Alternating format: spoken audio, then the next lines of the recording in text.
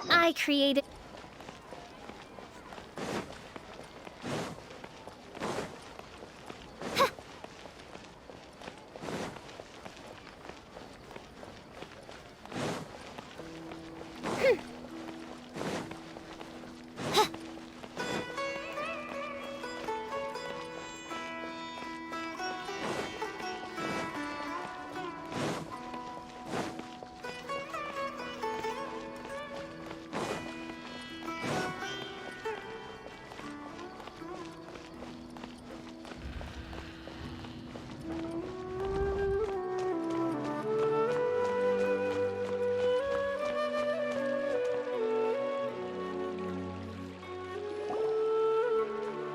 A moment, if you would. Are you two the famous Traveler and Paimon by any chance? We sure are! And who are you? My name is Wikas, a member of the Academia Extravaganza Planning Committee. Have you two heard of this festival? Yep, and that's exactly why we're here. Is that so? Looks like our advertising is working. Since you're both interested, would you mind if I gave you a brief explanation of the event? So, the Academia Extravaganza is a grand event run by the Academia with a long and storied history. To be precise, it can be divided into the Wisdom Gala and the Inter-Darshan Championship. The gala is held annually. During this time, all 6 Darshans will set up booths throughout the city and host guests to showcase the most fascinating aspects of their school, and thus increase their influence. On the other hand, the championship is held once every 4 years. Each Darshan will send a representative to vie for the position of Grand Champion. This year, the gala is being held alongside the championship, so the mood in the city is, as they say, at an unprecedented fever pitch. Got it! Cool! Thanks a bunch for the detailed explanation. You're most welcome. Answering questions regarding the Academia Extravaganza is my job. And I actually do have something I would like to ask the two of you. Huh? Need our help with something? Well, let me begin by saying that this year's Academia Extravaganza is of utmost importance to us. Lesser Lord Kusanali and the sages came up with a plan for the Academia to recruit talented people from the desert starting next year. As such, we've invited a great number of desert dwellers to take part in this festival, so they can hopefully experience the Academia's atmosphere ahead of time. I've heard that the two of you are famous across both the rainforest and desert. With your participation, especially in the Inter-Darshan Championship, more people will definitely come to appreciate the festival. Exactly! Or do you mean you want us to join a Darshan? But then we would have to deal with exams and essays and stuff like that. No need to worry. The championship participants have already been selected. I mean to invite the two of you as guest commentators. Your job will be to observe and record every part of the competition. There's no pressure. Just follow each match and enjoy the festival. Aside from that, we'll also prepare some compensation for your efforts. We won't have you working for free. That kinda sounds like a sweet deal. What do you think? You can head over to the festival venue later. An organizer there will introduce each participant. Some of them even might be people you recognize. I'll leave it at that for now. So, how about it? Would you like to take this commission? Wow, having fun while getting paid? This sounds awesome! The main event venue is at the outskirts of the Citadel of Regzar, and the organizer you're looking for is Karina. Tell her the situation and she'll get you set up. The championship is going to begin soon. I wish you a good experience serving as commentators. If you have any doubts, come find me anytime. Alrighty, off we go!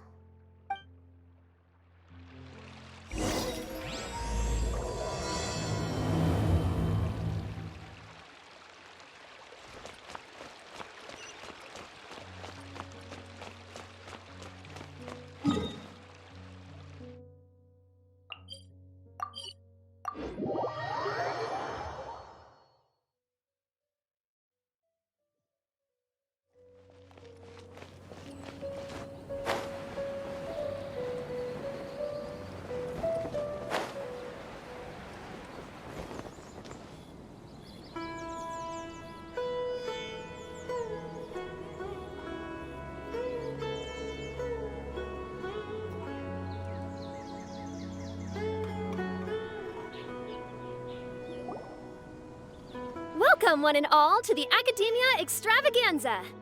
Now then, allow me to reveal the prizes for this iteration of the Inter-Darshan Championship. Fabulous monetary rewards, research funds, a limited edition Genius Invocation TCG card, and the right to wear the Diadem of Knowledge. I believe that I need not elaborate as to how this is a symbol of great honor. She should be Karina, right? Looks like she's in the middle of something. Let's wait till she's less busy, then go introduce ourselves. The Diadem of Knowledge. What a perfect work of art. Every time I see it, I feel like I'm losing myself in its beauty. The one who proves fit to wear it must be a rare genius indeed. I believe that most of you have already seen the Diadem of Knowledge or have heard tales about it. 20 years ago, a researcher named Sachin bought it for a large sum of mora before donating it to the Academia. The generous championship prizes are also sourced from his sponsorship. Before we begin, allow me to express our gratitude to this researcher, who cannot be with us right now. Things can only get worse. Things can only go from bad to worse.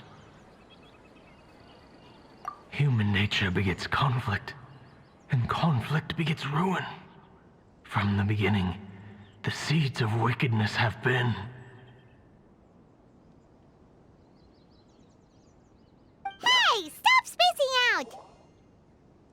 Paimon called out to you, but you didn't respond. You okay?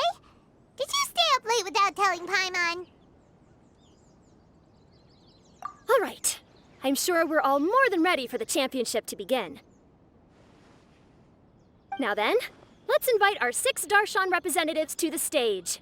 Our contestants are... Representing Amorta, Tainari!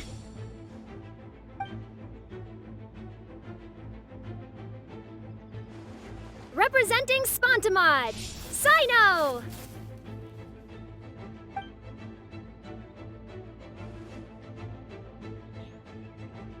Representing Ratawahist, Layla!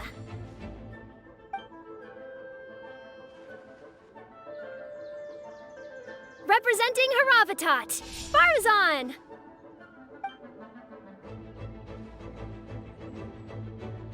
Representing Kasharawar, Kaveh!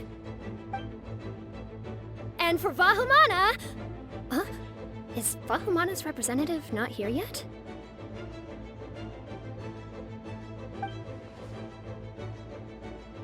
These introductions are pointless. Let's just get this over with. Wait a sec. Why is he Vahumana's representative? Finally, our final contestant is Vahumana's representative, Hat Guy! Oh, so that's Hat Guy. I think I've seen him before. You know who he is? I've heard that he's a researcher from a different country who nominally belongs to Vahumana. Word is that he's written a lot of political analyses. His manner of speech hasn't made him popular amongst most other Vahumana researchers, but his comings and goings are quite irregular, so he doesn't interact with others much. Aside from his more controversial aspects, his perspectives are considered quite incisive. Vahumana has seen a dearth of new talent lately, and some of its existing ones are not currently at the Academia, so I suspect he might have been their only option. It's just kinda weird. He doesn't seem like the kind of guy who'd participate in competitions like this one. Now that we have our 6 contestants, the championship will soon begin. Who will triumph this time around? Hold on to your hats, because we're all on this ride together.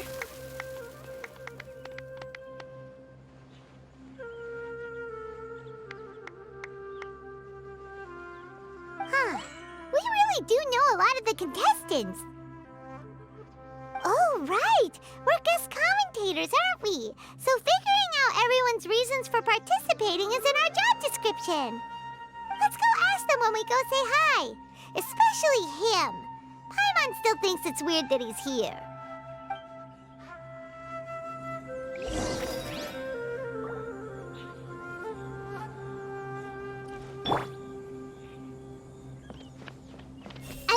everything! It doesn't seem that Sumeru City has changed too much. Hey! I must get that limited edition card. I see everything! Do I really have what it takes to represent the Ratawa Darshan? With that prize money, I'll be able to move out of Alhaitham's place. I'll show them how fierce this competition can be.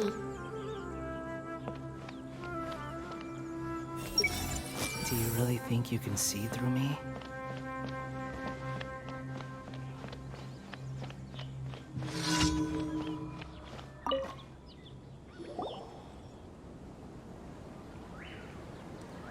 We meet again, you two. Hey, Tainari! We came here to check out this extravaganza event, and then they invited us to be guest commentators. Is that so? I heard that there would be guest commentators recording the proceedings with cameras, but I didn't expect they'd be you two. It's a pleasant surprise that you're visiting Sumeru again while I'm still on leave. When everything comes together perfectly like this, I call it the biryani factor. Because it's always rice to meet stew again. Ugh.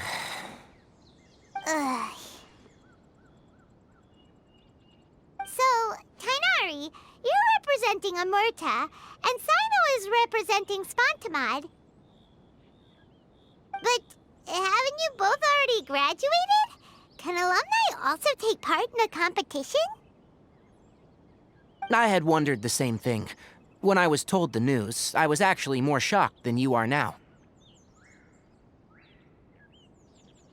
I later found out that anyone who has been a part of a particular Darshan has the right to participate. Graduation status has no effect. So that's a rule, huh? There are some restrictions, though. For example, sages cannot participate. Any given person can only participate in one instance of the championship, and so on. That's right. Also, there are two methods by which the Darshan representatives are chosen. One is self-nomination, and the other is to be recommended by over half of one's Darshan. You must have been a case of the latter, Tainari. I heard that quite a few of your juniors petitioned for your candidacy. Sometimes I wish I could clap a few of them over the head and tell them to spend that time on studying instead. Well, you can, but after some consideration, I realize this could be a good opportunity for me. Next month, we're having a public lecture on ecology at Gandharvaville. If I participate in this event, I might be able to utilize its popularity to promote the lecture. I'm not that concerned about becoming the champion, unlike someone here. Yes, I'm using the last of my leave for this. When I heard that a limited edition Genius Invocation TCG card was one of the prizes, I signed myself up. This year's card is a rare one indeed. It would be a shame if I missed out on it. Wait, is it some kind of super powerful card? No, it's a very common one. But it has a holographic layer. So what's the point? It's very cool. Paimon meant apart from being very cool. That is reason enough. I shall do my all to emerge victorious and add it to my deck. As someone who doesn't play cards much, I can't quite relate. But it isn't surprising that everyone has their own reasons for taking part in the tournament. Fair enough. All right, let's go find someone else to question.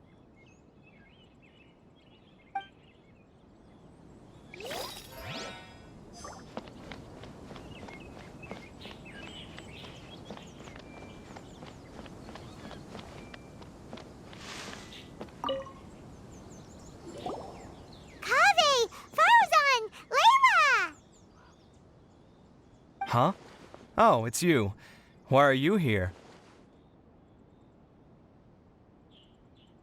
We're here as specially invited guest reporters. Our job is to record what happens during the competition. Is that so?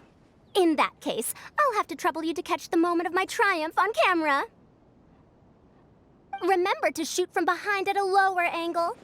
You know, to capture a seniors class. Don't get ahead of yourself now. Victory will obviously be mine. You're far too young to even consider challenging me. Kasharawar or Ratawahist, you're all children as far as I'm concerned. Actually, I was going to ask, how do you know me, Madame Faruzan? Huh? You don't remember? I sometimes see you in the library at night. You even waved at me. What? I don't remember doing that at all. Huh. How strange. However, this is not the time for curiosity. I am Faruzan, a household name in Haravatat. You are Layla from Ratawahist, I presume? Yes. Good. Then we are officially introduced. See? Simple as that. I like respectful ones, by the way. Would you like to join my research group? Madame Faruzan, I'm quite sure this counts as poaching. Let's dial things down. I know, but it's been tough getting people these days, and research funding has been hard to secure. But once I win this tournament, it'll be a different story. So you're just here to increase the amount of funding you're getting? Well, not just that. What, are you curious about my reasons for participating in this event? Well, I suppose that's to be expected. You are our guest commentators after all.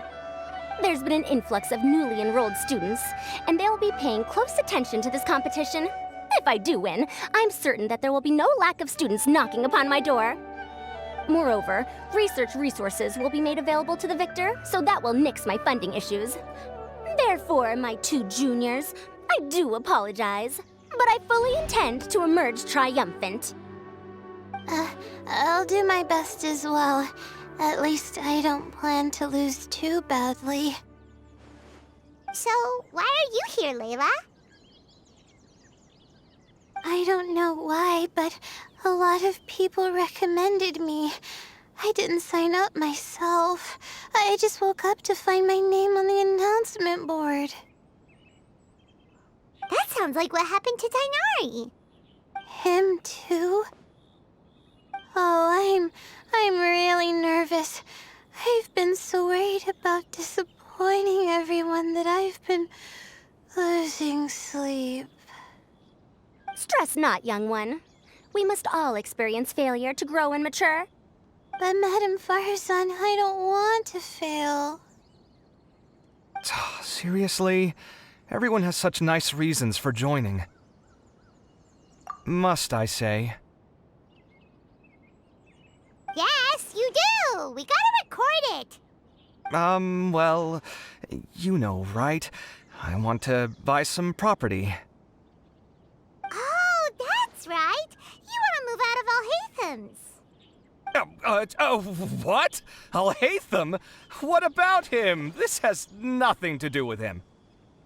Oh, right. Sorry, Paimon has no idea what she was talking about. So, you want to use the grand prize to buy a place, right? Correct. Also, my father took part in the Inter-Darshan championship when I was young, but he didn't win. Once I do, the right to wear that diadem will be mine. In a way, I'll be helping my father fulfill a dream of his. That's not a bad reason at all. You have ambition, youngster. Although your chances with me here aren't great, I believe your father would be most proud if the diadem of knowledge were bestowed upon you. Not that he'll have the chance to celebrate. My father passed away many years ago. They say he ran into quicksand while traveling in the desert. For you to have experienced such a thing, that must have been tough for you. it's all in the past now, and life goes on, doesn't it?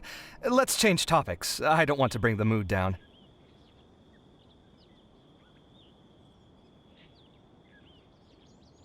All right. Earlier, you said that you want to use the prize Mora to purchase a home. Where do you live now?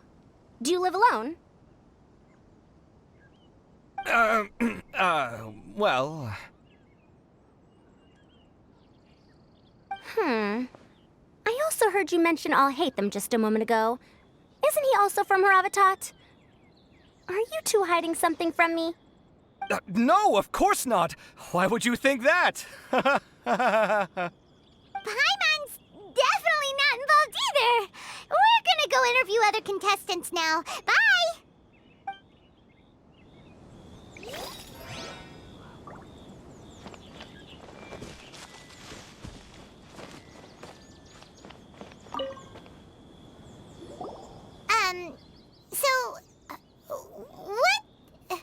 What are you... Just call me Hat Guy. That's the name I use in Vahumana. That sounds like a nickname, not a real name. So I can't go by a simple, ordinary name?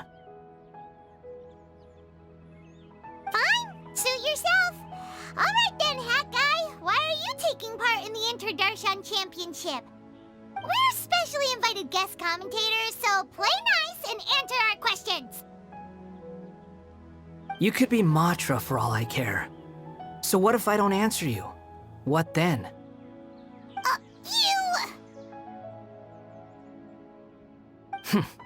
I'll tell you this much.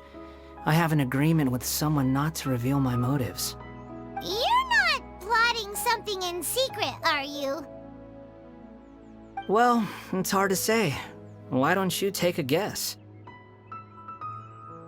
Ugh, Paimon's had it with you. Fine, be that way. Then we won't ask you why you're participating. Instead, why did you join Vahumana? You two sure like to poke your noses where they don't belong. If I don't say anything, are you going to annoy me to death? I heard that the Vahumana researcher named Akaba was researching the Tatarasuna incident, so I wrote a few essays to refute his points. Later, when I was bored, I wrote some commentary on societal issues in Inazuma. I didn't expect Vahumana to consider me as one of them. Someone even invited me to a lecture or whatever. From start to finish, it was just the wishful thinking of idiots. A misunderstanding. There's your answer. Simple. But when Lesser Lord Kusanali heard about this, she went out of her way to get me registered in Vahumana. She used the name Hat Guy. Enough chit-chat. You're better off wasting your time with the other contestants. Someone's about to get very unlucky. Wanna guess who? How is anyone supposed to relax with you around? We've gotta stay alert and keep a close eye on him.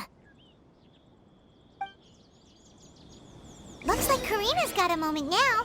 Let's go chat with her.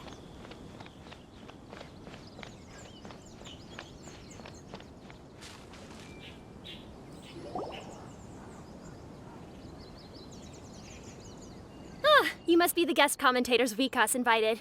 I've heard about you. I saw you two having quite the lively conversation, so I thought it would be best to wait. Are you two free right now? We were actually looking for you, too. Excellent. Then please allow me to explain your job responsibilities in detail. First, please take these two things. The first item is a custom camera from the Academia. Please use it to record the competition as it unfolds. The second is an event-specific locator that will flag all participants' locations. It will also sound when one of them completes an objective. Wow! What a convenient little thing! Aside from you two, there are two other commentators. However, they will remain by the commentators area and will not be following the contestants in real time. Speaking of which, you probably know them. Alhaitham and Nilu.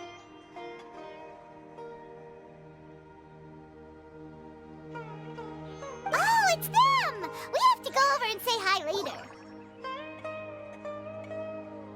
Well, don't let me keep you unless you have any questions for me.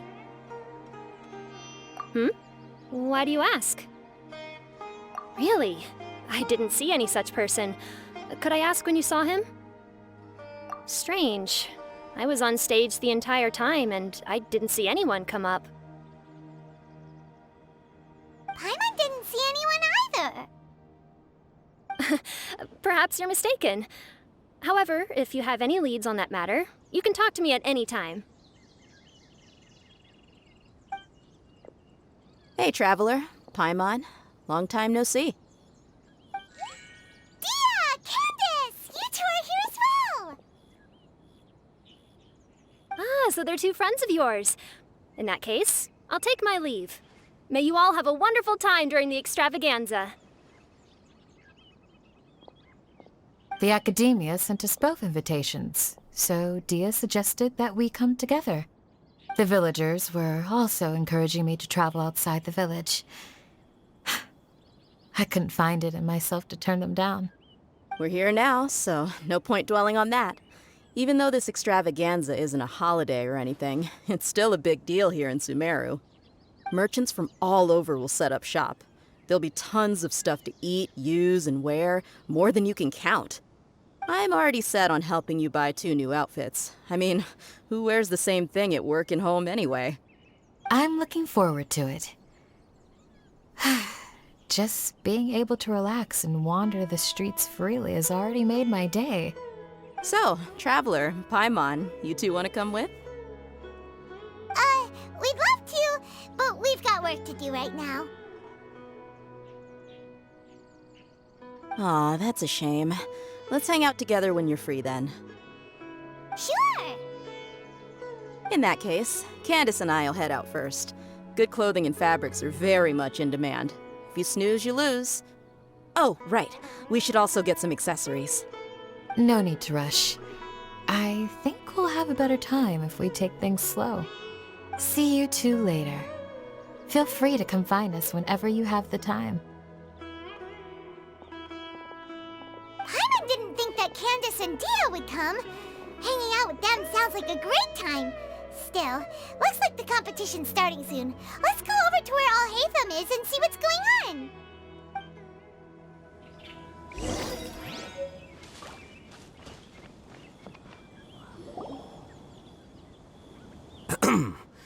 I will now announce the rules for the first round of the competition. Please listen carefully. During the opening ceremony, Academia staff released several cages of butterflies, and many of them are now fluttering within Sumeru City. Amongst these butterflies, 3 of them will be special swift flies. They have a different appearance and also fly a little faster. Your objective this round is to find a swift fly and bring it to me. 3 points will be awarded to the first participant to return, 2 to the second, and 1 point to the third. That is all for the first round. Should you require clarification on anything, please ask any of the other staff. Alhaitham's all business all the time, huh? That said, how did he get picked to be a commentator? Paimon's kinda curious. Finding 3 specific butterflies in a place as large as Sumeru City sounds rather improbable. If these swift flies behave anything like regular butterflies... I'm off. It will take some time to search every corner of Sumeru City. Huh? You're going just like that? A champion walks the road to victory. My dear Kasharawar Jr., I have a plan. How about some cooperation between you and me? Cooperation? Looks like everyone's got their own plans for this, Tuffy. We're supposed to go on stage next, right? Let's wait and see everyone's reactions first. Huh? Wait a minute. Look, he seems to be observing the other contestants just like we are. We were right not to let our guard down. Do you remember those things we made previously? Huh? You mean... It's time for them to shine. It looks like Faruzan and Kaveh have some secret plan. Oh, hello there. Madame Faruzan and I are discussing how... Shh! Hush now! The walls have ears around here. We should keep it a secret for now, but you'll find out what we have in store soon enough. Come now, let's go, before the others act. All right, there's no time to lose. We're off to make our preparations. See you later.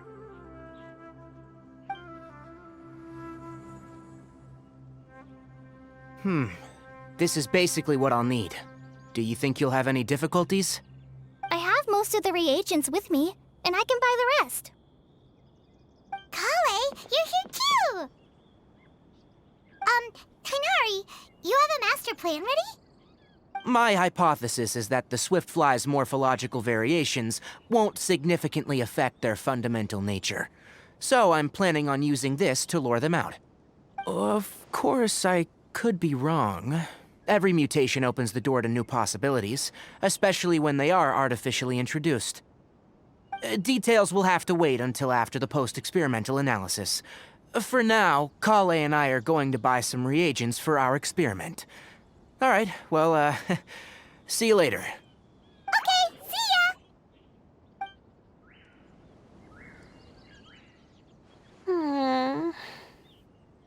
Hey, Layla! You look a little worried. Yeah, I have no idea what I should do. What color are these swift flies? Do they have special markings? How do they differ from ordinary butterflies? Oh, I can't even figure out these basic questions, and most of what I've learned in the past is completely useless here. Aren't people who research the stars supposed to have some extraordinary abilities? Why not use astrology to solve it? Oh, you're another contestant. A hat guy, was it? Is it that you can't use astrology during the day? Guess that skill's less useful than I thought. No, it's not like that. If it's daytime, all I need is an astrolabe. So, why don't you do that then? Mona Magistus, the astrologist, said that those who constantly use astrology to obtain things that shouldn't be theirs will eventually lose the blessing from the stars. It's just something I read in an academic publication. I really love to read Mona's essays. You're overthinking it. Power is just a tool. It just seems to me that you don't have the resolve to win this. Well, suit yourself. Wallow in your immature ideals if you like. Hey! Seriously? Just walking off after saying a bunch of mean stuff like that? Did I say something wrong just now? Thank you so much. I've made up my mind not to use astrology for this.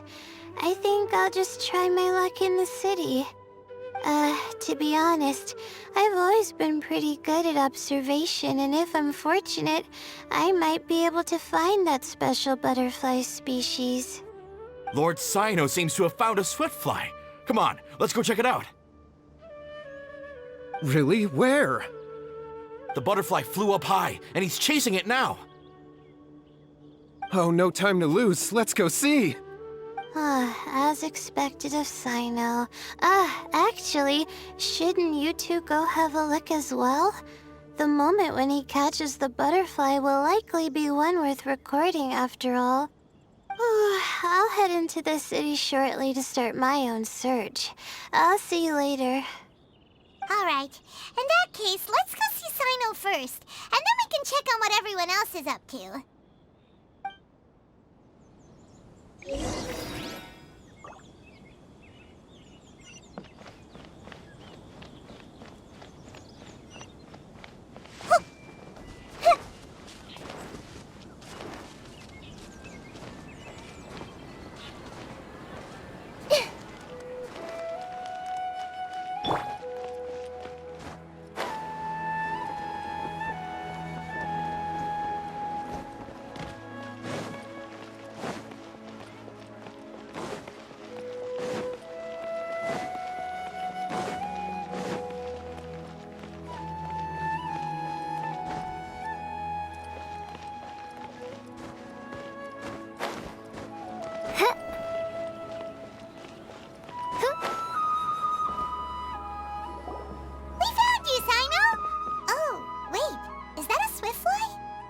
Stay put. Don't move.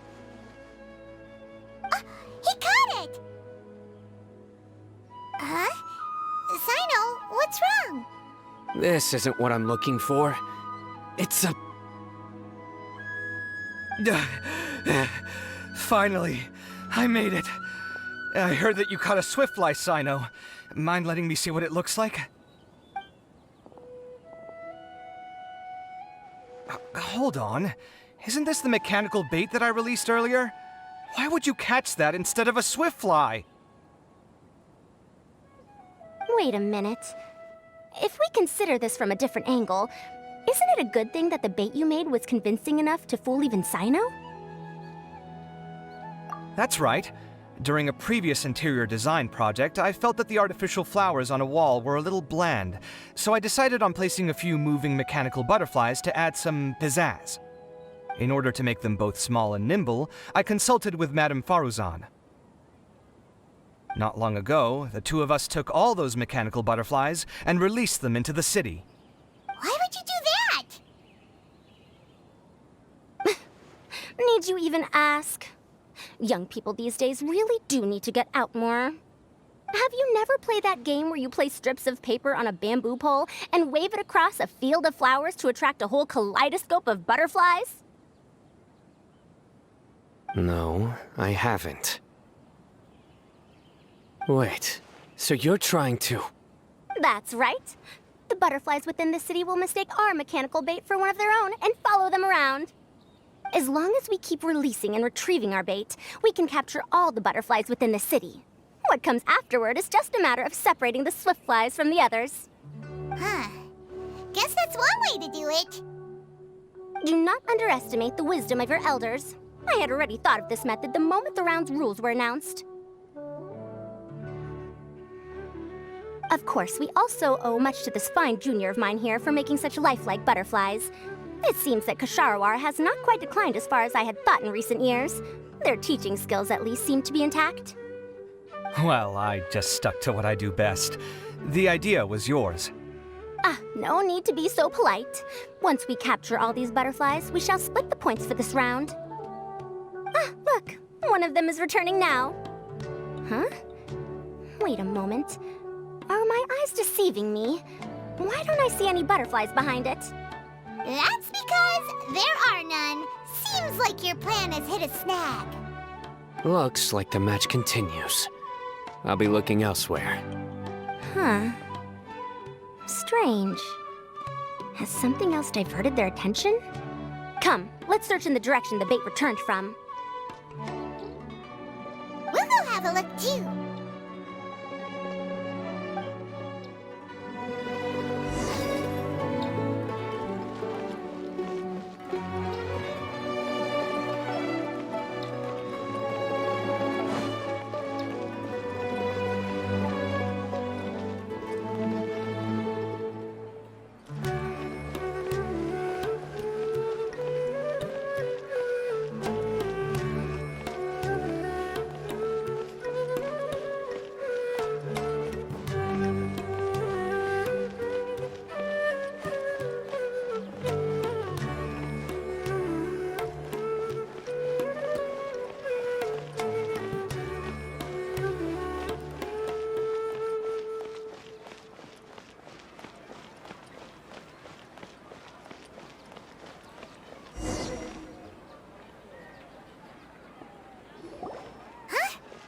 Faruzan, Kaveh, why did you two stop?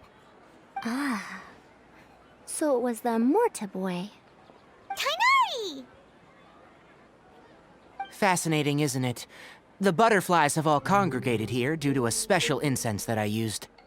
I infused it with 3 different types of honey, and the butterflies, following the fragrance, have gathered around me. Butterflies must have really sharp noses then.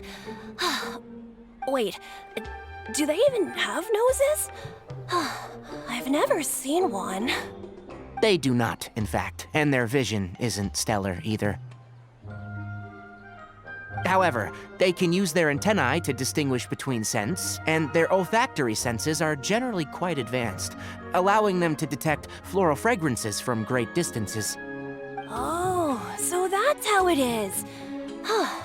I had a pet butterfly once.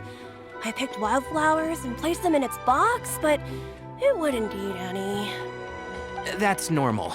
Raising butterflies isn't difficult, but there are many things you should take note of. Appropriate temperature, sufficient air, and a spacious environment are examples of such considerations. You must also ensure that the food you've chosen suits their palate. Most importantly, you must curb your curiosity and avoid disturbing them while they rest. Otherwise, they may become stressed. Sorry. I liked to poke at its wings at the time.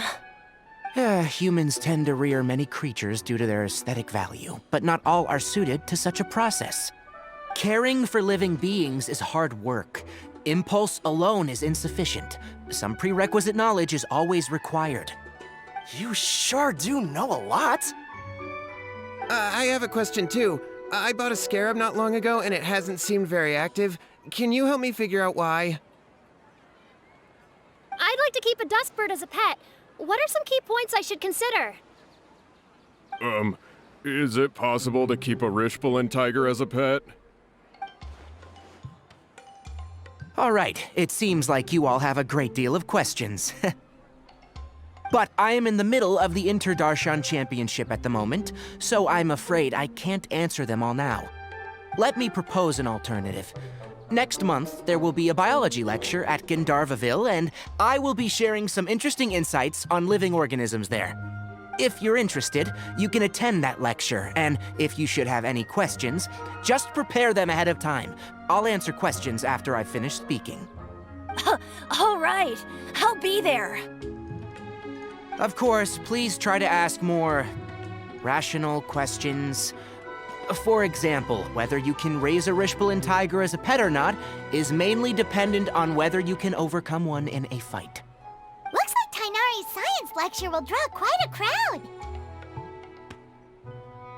Huh? Oh. Was I listening in for that long? Seems Kale's master does live up to his title as a teacher.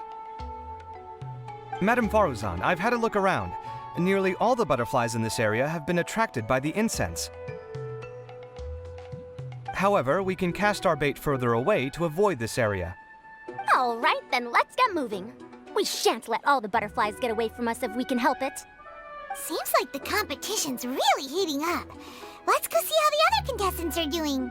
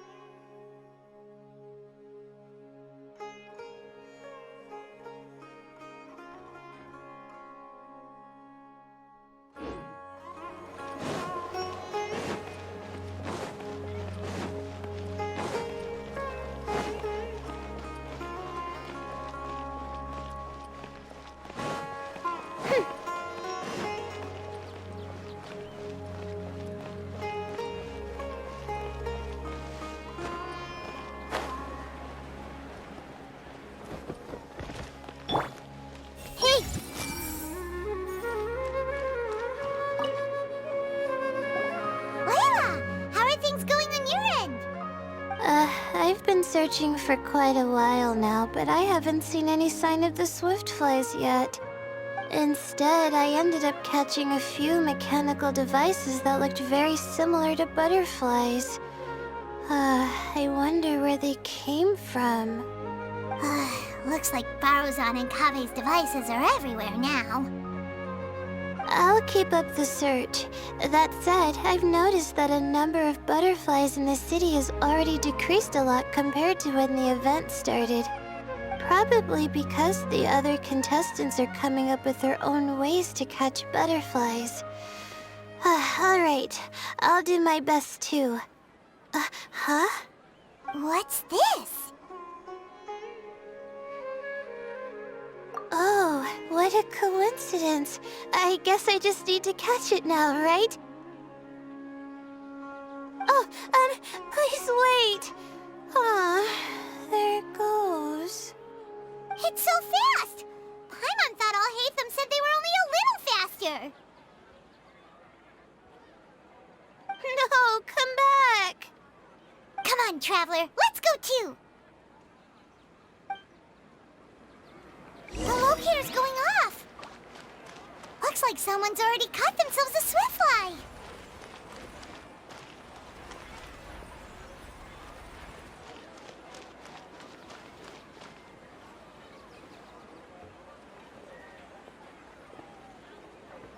The locator's going off again!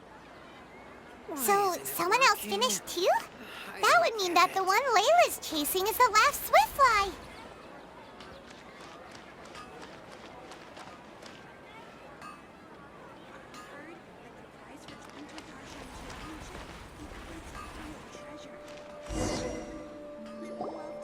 Oh, it just occurred to me that we should also get you a makeup box. No, it's fine. I don't think I'll end up using it. Maybe you won't, but it doesn't hurt to have one, right? Come on, just trust me on this one. Huh? Who are you, and what do you want? Please, don't move. Don't move? Who sent you? Dia. Don't worry, I can handle this. Now, tell me, what do you want?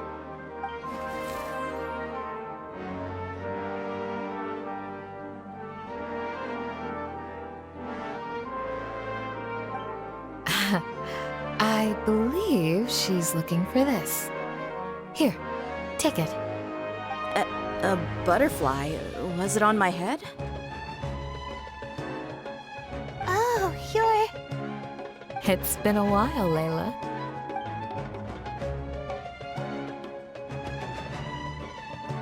A friend of yours? Oh, so she must be the one you were telling me about. Huh? You two know each other? Oh yeah, it has been some time.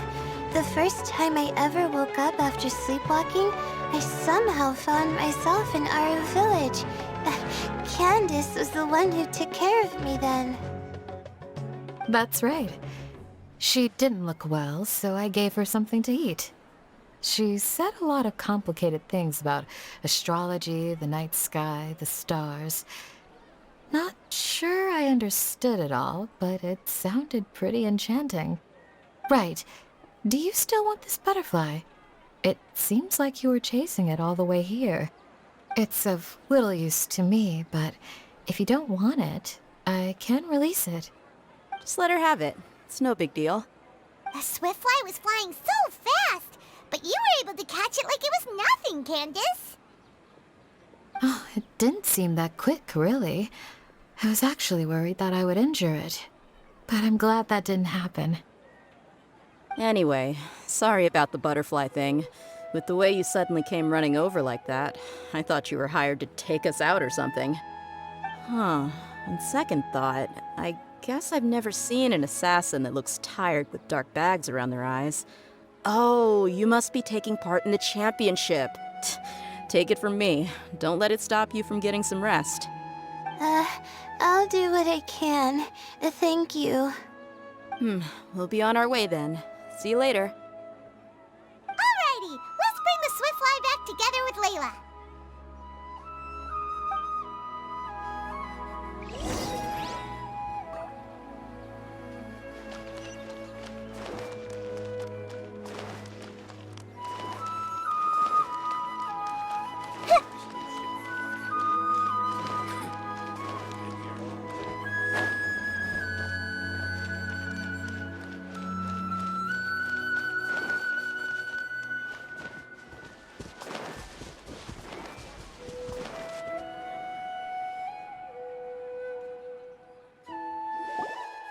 It seems we have a third contestant who has returned with a Swiftfly.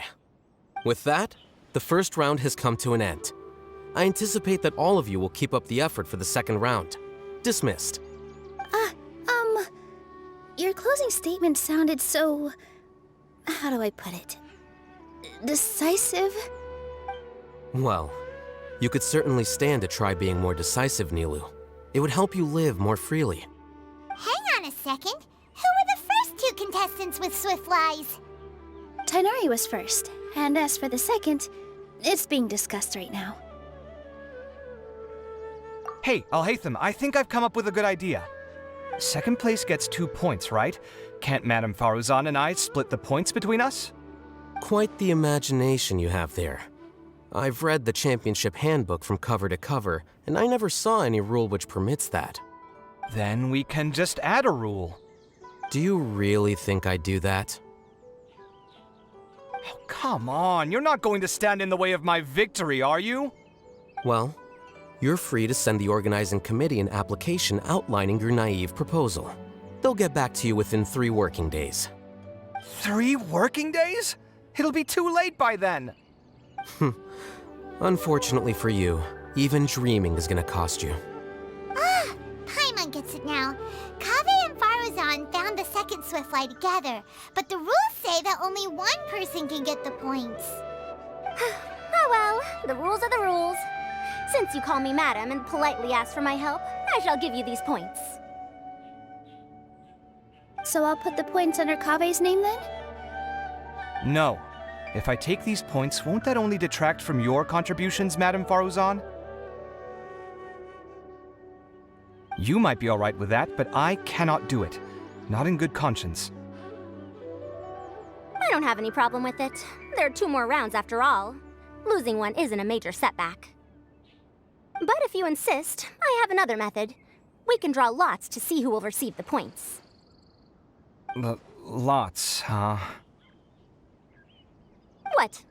Is there something wrong with that idea? No. Well, let's do it. All right. I'll get the paper needed for the lots. Give me a moment. Oh, seriously? I'm sorry, but it appears that luck was on my side this time. No, you do deserve it. I'm just lamenting my bad luck. Perhaps that's why my life is rife with troubles. Indeed. It's rare to see anyone with such terrible luck be so willing to decide victory via lots. And what would you know about that? I just... We can save bickering for later. Record the points under Faruzan, and that'll finally bring the first round to a close. The second round will be held in the desert. We'll be moving our commentator stand over to Aru Village. Let's meet up in Aru Village once everything is ready. I'll announce the details of the second round then. Till then, you have some free time. I'm off the clock at this point, so it's farewell for now. Wait, Alhaitham! You... Don't be upset, Kaveh. Sighing can carry away your good luck, you know. Oh, so that's how it works. In that case, I'll take in some deep breaths. Maybe that'll help me make up for all the luck I've lost. It's really no big deal. 2 points aren't enough to decide victory or defeat just yet. I'll win the next round, you'll see. Looks like you've managed to pick yourself back up, young man. Good. I must warn you, though, that I'm quite familiar with the desert. You'll have to try your best if you don't want to lose. I'm no stranger to the desert either. I'll be fine. All right then, that's enough chit-chat for now. I'm going to check the area out. So the current standings are Tainari in first place, Faruzan in second, and Layla in third. Guess we should also take a nice break before the next round starts. But where should we go first?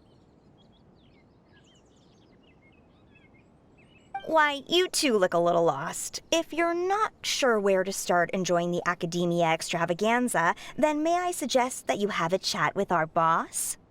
Your boss? Who's that? Do we know them?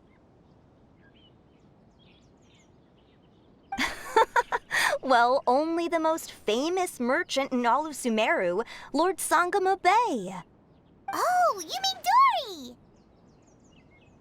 Precisely. Our boss sent me to inform you two that she'll be waiting for you at Sumeru City's North Gate.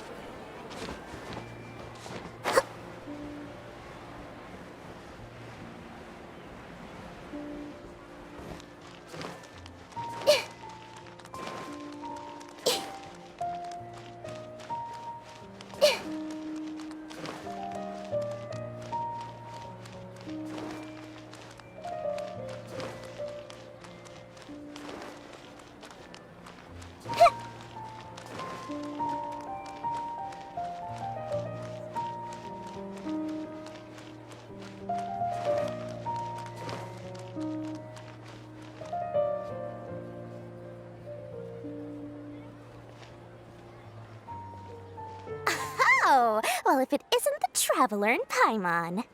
Hey, Dory, are you here to attend the Academia Extravaganza too? Of course! People are practically flocking to Sumeru City. You couldn't ask for a better opportunity to do business. This is one of the entrances into the city, and it's very close to the Wisdom Gala booths. There'll be an endless stream of customers. I can already hear the Mora going clink, clink, clink as they fill my coin pouch. Well, is there anything you'd like to purchase? We've got everything you need and deals that can't be beat. Well, do you have anything to eat? Oh, wait, we're celebrating the extravaganza and you're only thinking of eating... I mean, of course, we've got lots of things to eat. That said, I recommend that you also consider some of the great bargains we have going on. The Wisdom Gala is about to begin, and once it starts, each of the Darshans will prepare a small challenge for everyone. And just between us, I have some super booster supplements for sale. Eat just one to boost both your strength and dexterity for a short time, allowing you to overcome any challenge. No thanks, we'll pass. These little challenges are gonna be a cinch for the two of us. Just you watch. Anyway, Paimon just wants something to eat, please. If you don't have any food, then we'll just go somewhere else. All right. Mora is Mora, after all. Oh, what would you like to eat? Well, Paimon's pretty hungry right now. Do you have any touching? Let me see.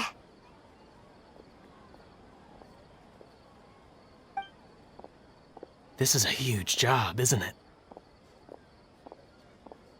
If this works out, we'll be set. Here you go. 2 servings of touching. See? I told you there's nothing Lord Sangamabe can't procure. Yay! Huh? What are you looking at, Traveler? Oh? Who? Someone we know? Was it someone suspicious? Have we attracted some unwanted attention? Huh? What's happening, Dory? Is there something else going on? I don't know who you saw just now, but I do have some hard-to-come-by information about the extravaganza. If you want to know more, we can talk business later.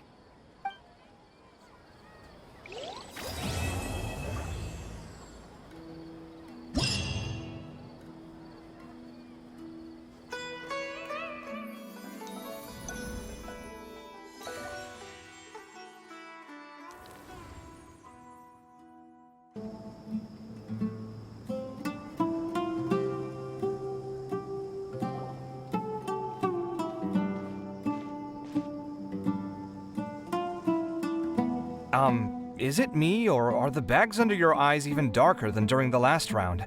Are you alright? Thanks for the concern, Kaveh. I just haven't been sleeping well lately. Even though I try to fall asleep, I can't get the championship out of my head. And before I know it, it's morning again. I know the feeling. That happens to me too when I'm agonizing over my blueprints. Do you have any tips for dealing with that? To be honest with you, no. You could say there are many things that don't have a quick fix and can only be endured.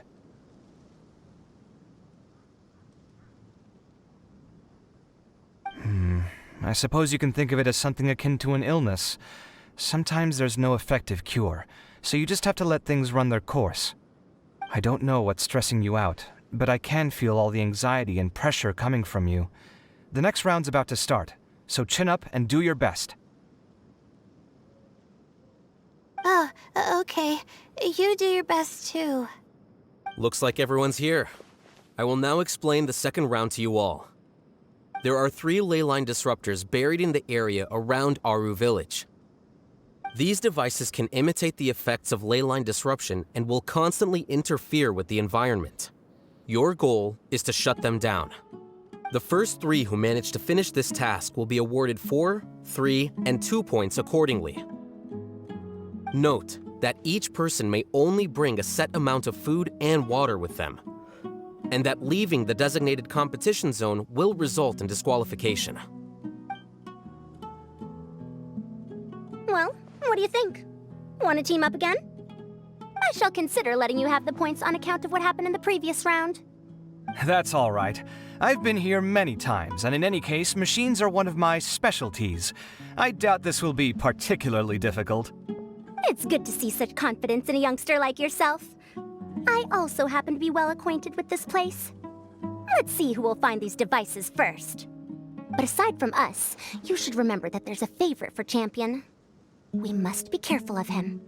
A favorite to win? Who is it?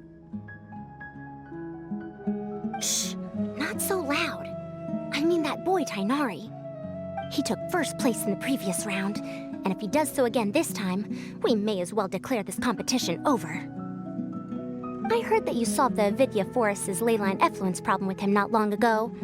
Since this round involves resolving a machine-simulated leyline disruption, it should be a simple matter for him.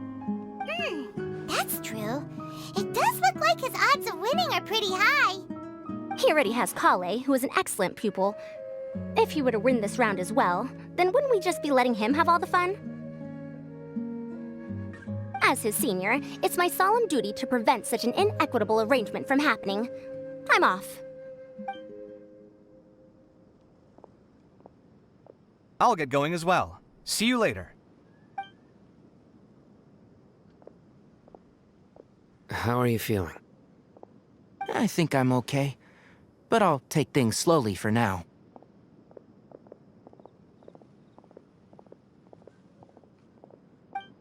Is this all the water we're getting? Sorry, that's what the rules say. While this round seems to be about how quickly you can shut down the devices, it's also testing your ability to survive in tough conditions.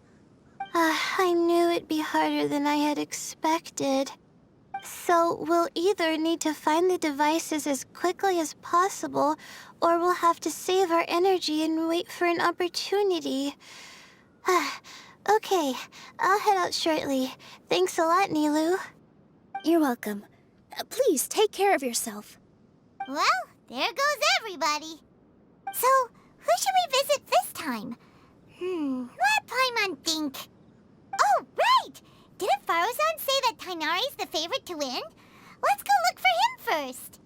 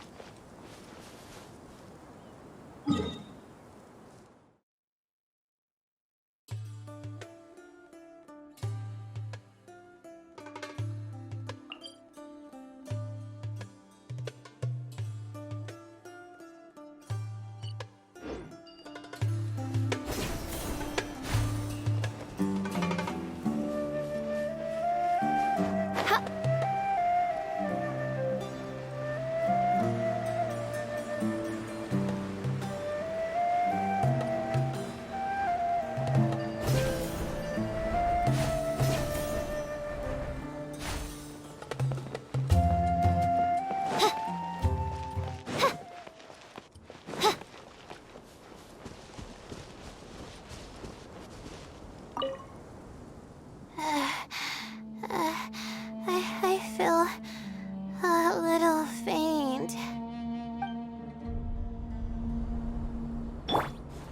Commit to memory.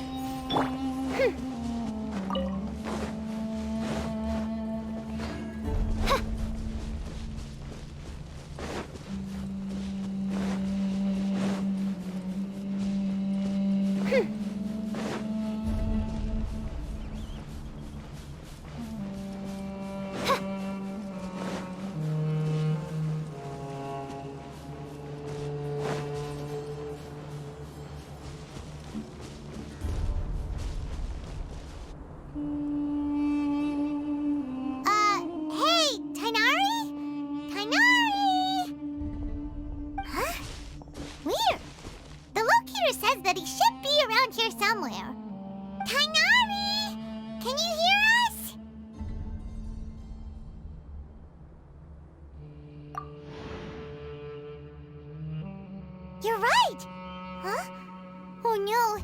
It looks like he's fainted! We have to help him! Tighnari, are you okay? It's so hot. Oh, so you passed out because of the heat?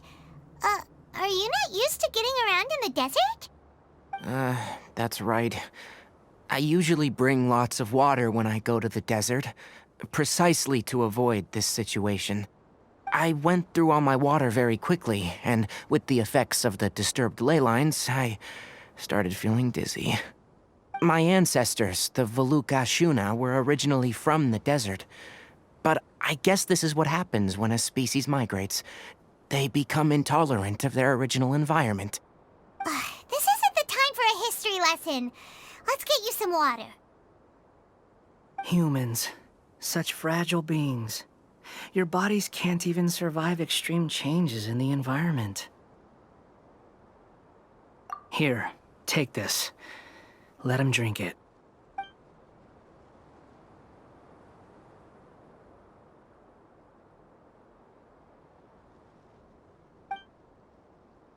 Are you serious? This had better be just normal water. Hey! You're leaving already? Paimon really doesn't get that guy. What's he up to? Anyway, let's focus on helping Tighnari drink some water first. I'm feeling a little better now. Thanks, you two. Oh, it wasn't just the two of us. Just now... Found you at last. Cyno, you're here too! I was concerned, so I came back to check on you. Will you be able to go on? The fur on my tail is so dry, it's practically been singed right off. I don't see any purpose in pushing myself beyond what is reasonable. It appears I'm not suited to this particular round. I should probably just return to Aru Village and rest. Really? So you're backing out? Yes. I do have my results in the first round to serve as a buffer, so even if I forfeit this round, I still have a chance to turn things around later. Withdrawing now will allow me to conserve my energy. Continuing to push onward would be counterproductive. A wise decision. Let's get you back to Aru Village. It's fine. I can make it back on my own. Oh, stop trying to be so polite. Come on, we'll help you back to Aru Village.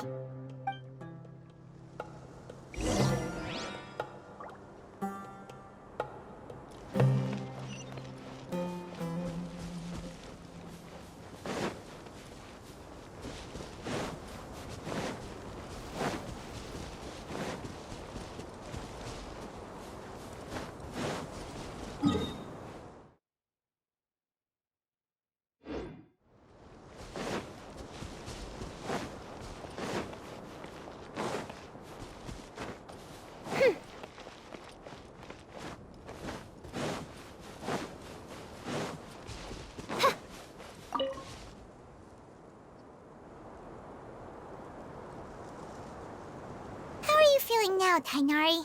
Do you want to rest some more? There's some shade here, so we can stop for a while. All right, let's do that.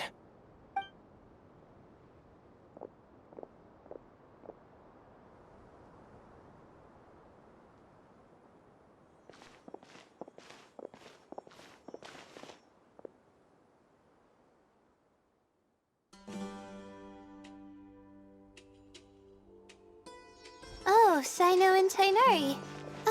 And you've got the Traveler and Paimon with you. Oh, hey, Layla! Yeah, the sun was too strong, so I decided to take cover here for a while. What about you? Are you all done already? Unfortunately not.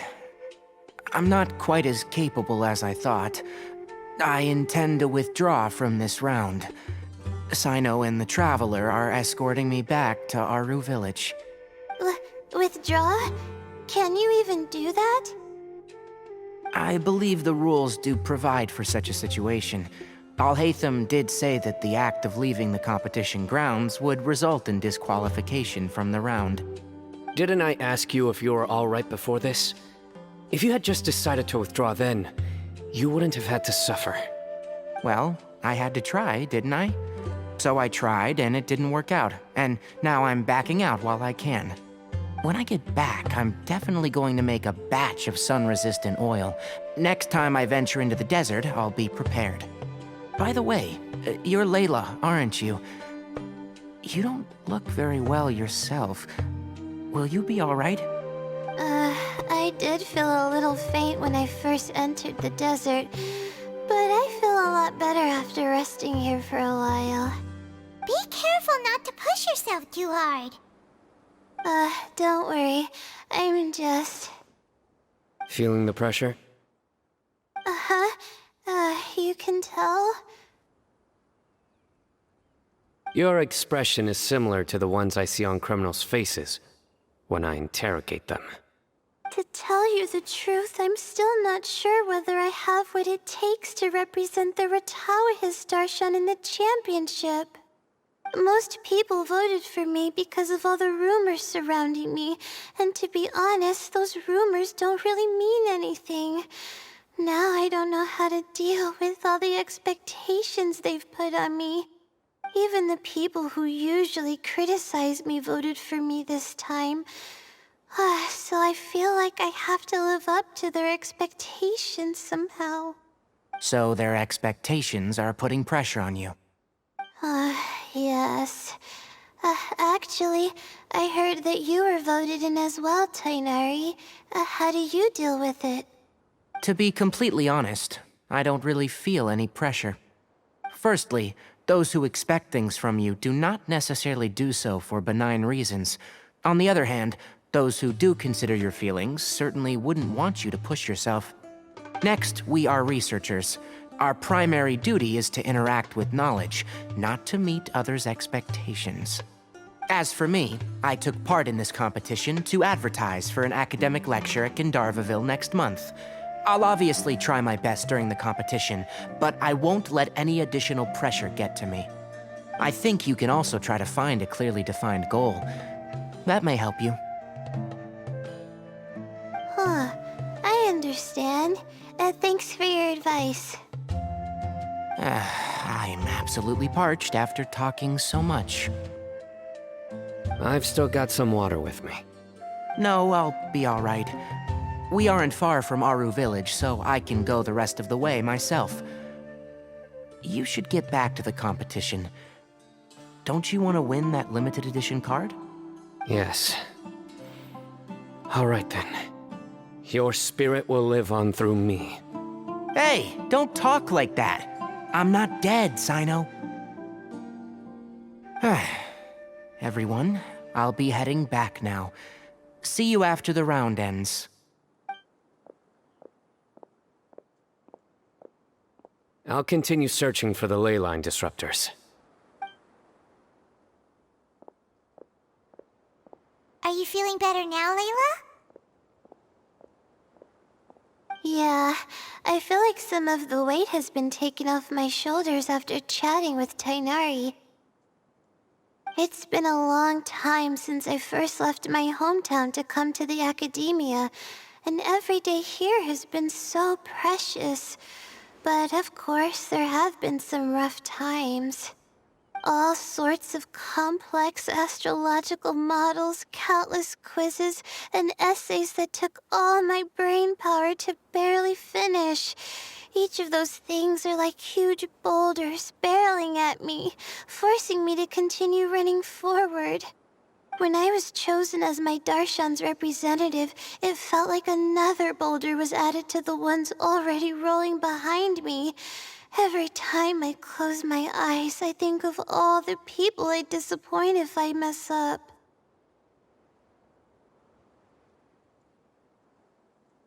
Yeah, I think that's what Tainari was trying to tell me. You're our good friends, which is why you didn't stop him from dropping out of this round, and why you don't feel disappointed in me. That's right! No need to feel so down! That said, he did also say that he hopes I could have more concrete goals for taking part in this competition. I don't have any now, but I'll give that some thought. Anyway, I won't take up any more of your time. You still have to record the other contestants' progress, don't you? Perhaps they've had some breakthroughs while we've been chatting. True. We should go look for the others. Now, who's left? Tainari's dropped out for the round, and we just saw Sino. You could go see how Madame Farozan's doing. I've heard that she's quite knowledgeable about the desert, so she's probably made some progress by now. Okay, let's go look for Farozan!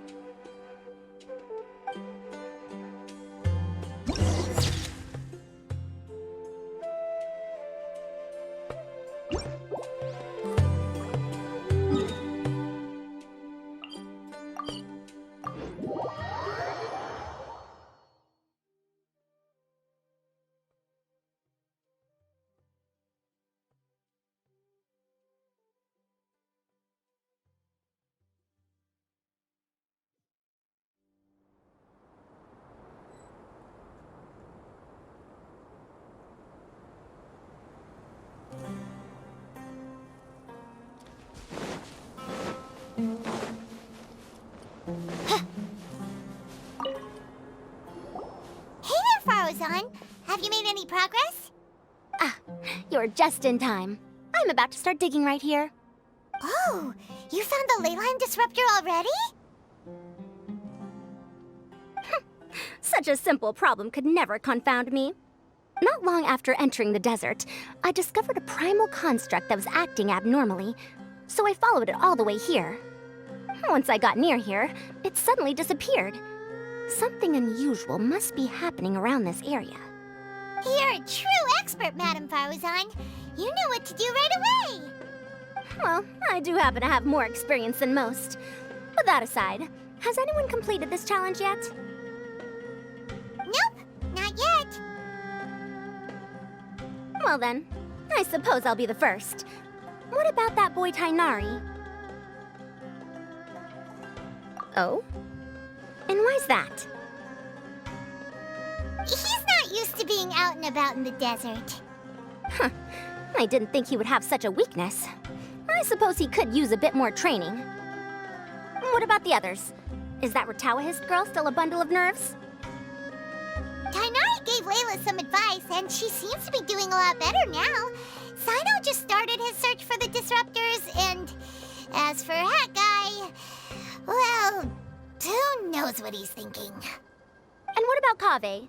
Has he found a leyline disruptor yet? Paimon doesn't think so, or our locators would have already let us know. Strange.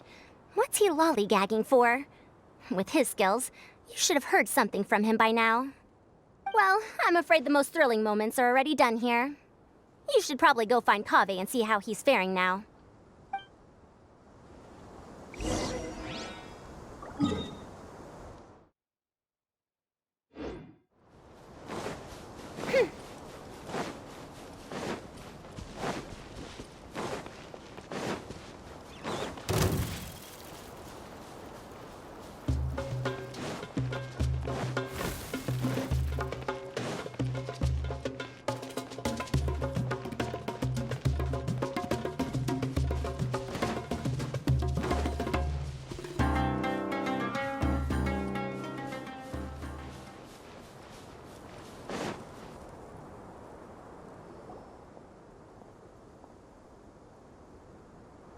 Come on, stop following me!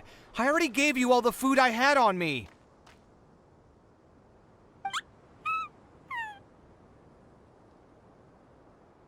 You can cry all you want. I don't have any more food.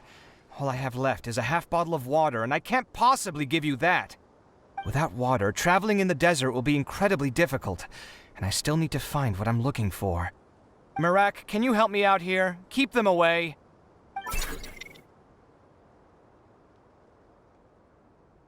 Kaveh, there you are! Farozan told us to come see how you're doing. What are you up to? Just thinking about it makes me upset. Not long after I entered the desert, I was accosted by these fellows. I don't know why, but they didn't leave the competition grounds, and now the ley line disruptions have left them confused and circling around the area. The moment they saw me, they wouldn't leave me alone. They even cheated me out of my limited food supply.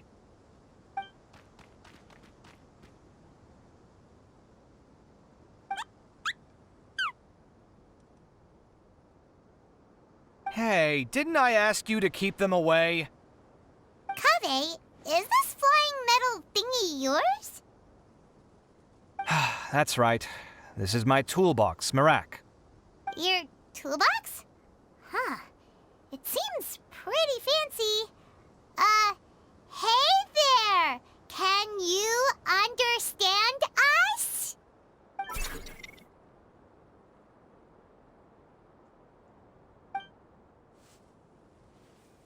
Sometimes I need to carry things when I go out, so it's handy to have a portable toolbox. Well, this definitely doesn't look like an ordinary toolbox, that's for sure. It's a long story.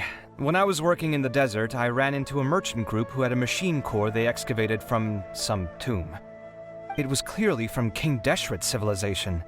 His technology still isn't fully understood, and Kasharawar has many different opinions on this topic. Our current theories cannot explain such mysteries. Upon seeing such a rare, complete specimen before me, I forked over all the mora on my person to purchase it. Some time back, I wanted to make an automated case that could store my offloaded items. With that core, I created Marak. It can't understand commands that are too complex, but it can serve as my assistant and help me with things like mapping and surveying. Most importantly, it can't talk, so it can't give me any attitude.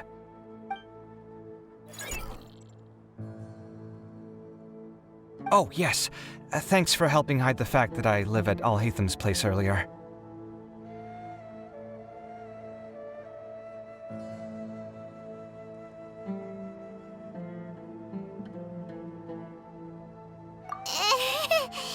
Sorry. I hope this season of my life ends soon, so I can get things back on track. Things just started going downhill at some point. Maybe it all started when my mom remarried and left for Fontaine. Or maybe it all started when I spoke to Alhatham in the library. Or maybe it's because constructing the Palace of Alcazarzaray burned through my funds. I'm still paying off the debt from that one. Oh, when's this going to end?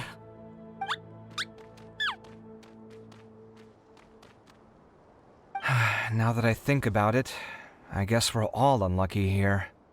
It's not like any of you asked to be trapped in a ley line disruption. Okay, let me get you all out. Kaveh, aren't you going to look for the ley line disruptors? Yes, but I can't just leave them here, can I? Oh, forget it. The more I think about this, the more I feel a headache coming on. I'll get back to searching once I get them out of here. Time's a-wasting. I'm off.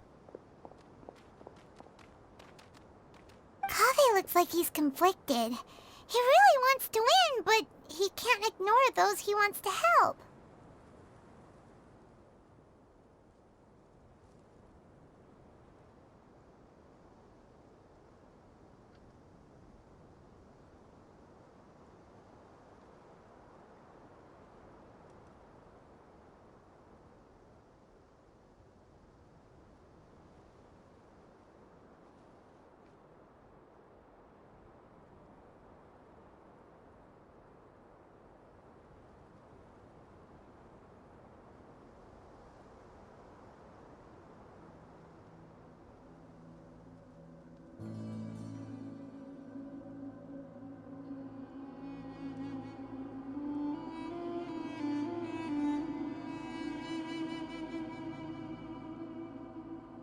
Paimon's always felt like he's the type who easily gets himself into tough spots. Paimon doesn't mean this in an insulting way, but he seems like the kind of guy who'd be really easy to take advantage of. Whoa, someone's done already! Paimon also wants to know. Let's go back back and ask Alhaitham.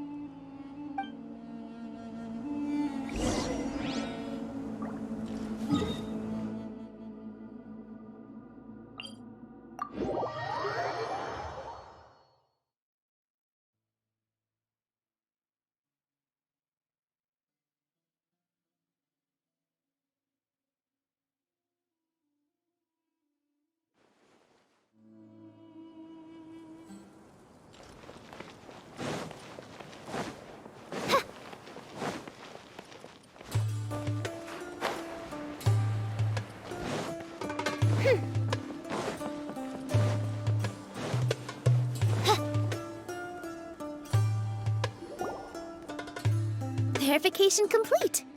Congratulations on being this round's first winner, Sino. Ooh, so Sino was the quickest. I am from Spontamod, after all. We know a lot about ley lines, so finding a disruptor was never going to be particularly difficult for me. Since the Traveler and Paimon also happen to be here, do you have anything you want to say? Anything I want to say? My friend couldn't continue on, so failure was never an option.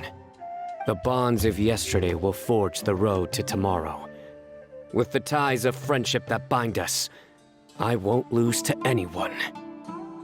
That's a line from King of Invocations, one of my favorite works, and it sums up my thoughts right now. It might be a good thing that Tainari isn't here, or else he'd give Sino a good smack right about now. Oh, wow. It's already so late. Everyone's probably running low on food and water. It'll only get harder from here on out. Something similar happened in King of Invocations. What a classic. Any thoughts on that, Alhaitham? I have no thoughts regarding King of Invocations. Milu obviously wasn't asking about that. Deserts are much more dangerous at night, so this competition should be nearing its end. At the moment, only Farazan, Layla, and Kaveh remain. I wonder who the next person to find a disruptor will be. Wait, only 3 people are left? Tainari forfeited, and Sino's already done. What about Hat Guy? He also forfeited not long ago. Ugh, Paimon can't understand what he's thinking at all. But, like Alhaitham said, this round's almost over. Let's go see what the other contestants are doing.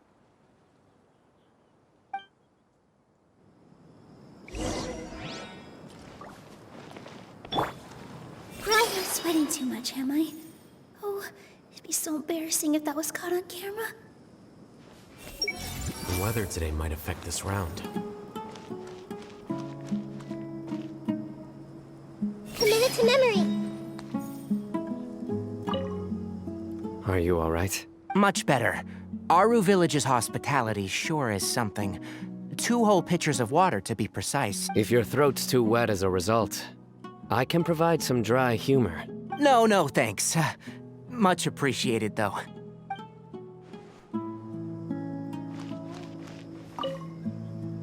Things are really heating up now. You can feel the contestants' passion too, can't you, Alhaitham? Compared to the abstraction of human emotions, the desert heat is easier to intuit. Tainari made the right decision to forfeit.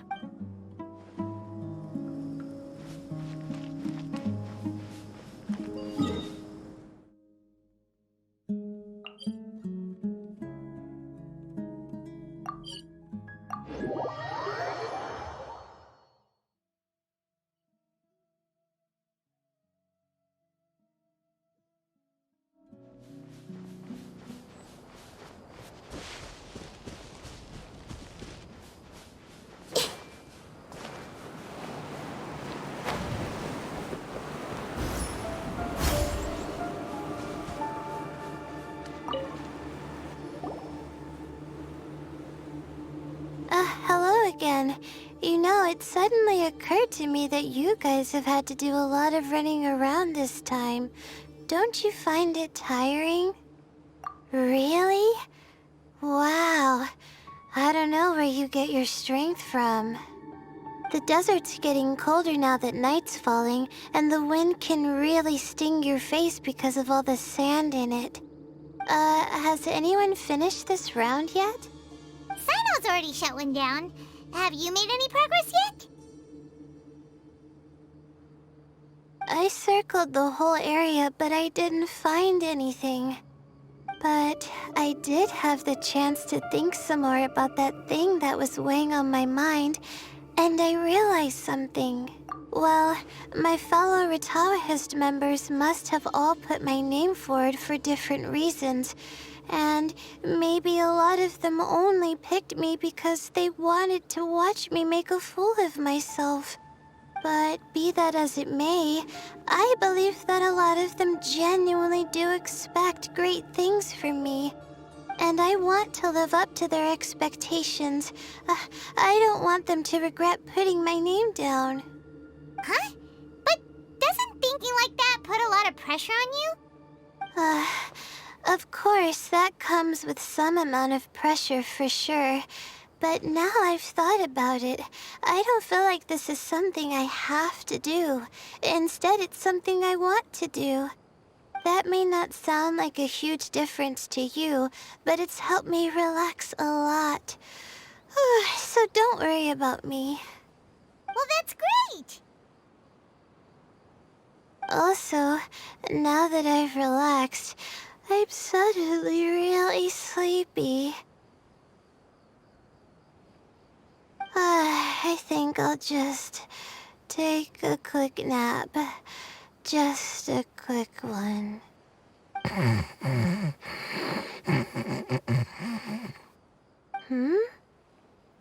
But the competition isn't over yet.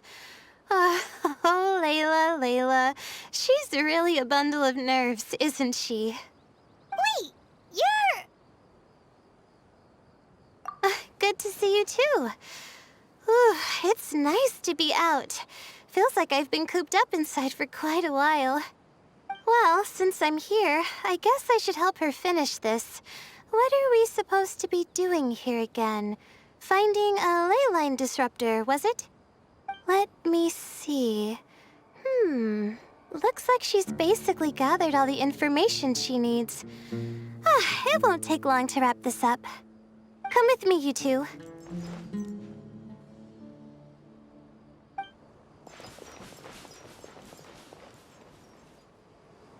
Do you ever get the feeling that the ley lines have a regular flow? Similar to the way that celestial bodies follow fixed orbits? If we were looking down from on high, I wonder whether we'd find that the ley lines are just the reflections of the stars upon the Earth. Not all astrological phenomena can be directly observed. Some are deductions based on other details that we know. It's the same situation with the ley lines. The parts of them that are hidden underground can be identified via elemental energy, sound, and other phenomena.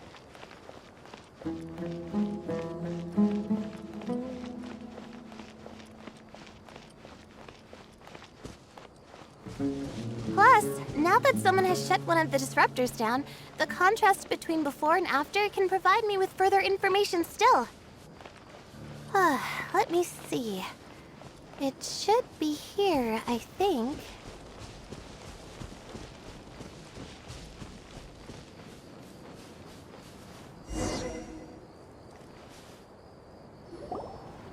This should be it, right?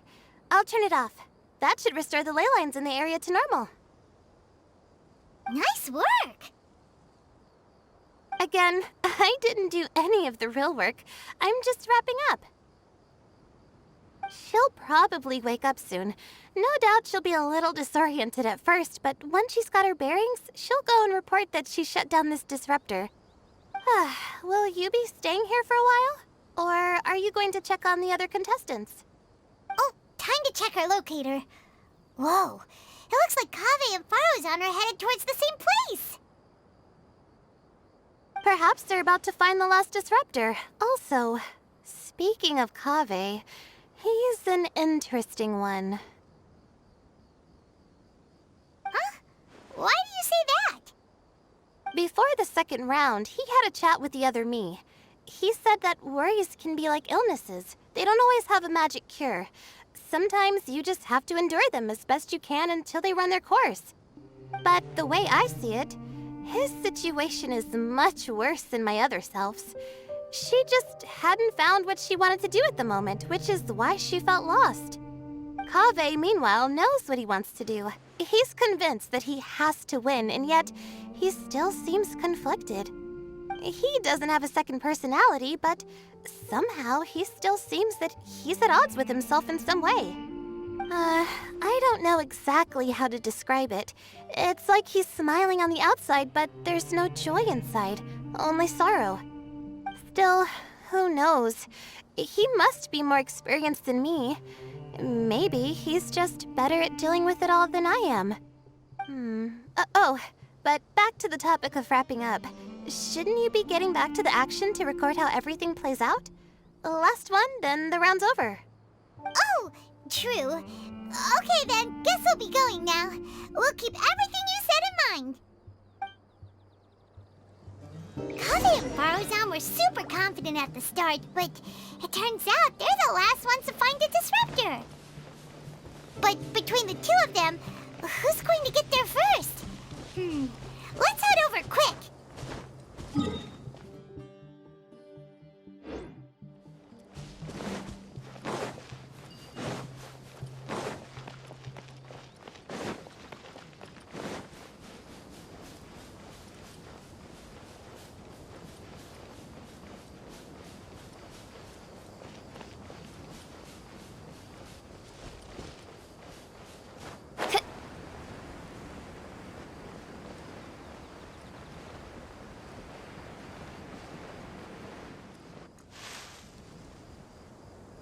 It should be around here.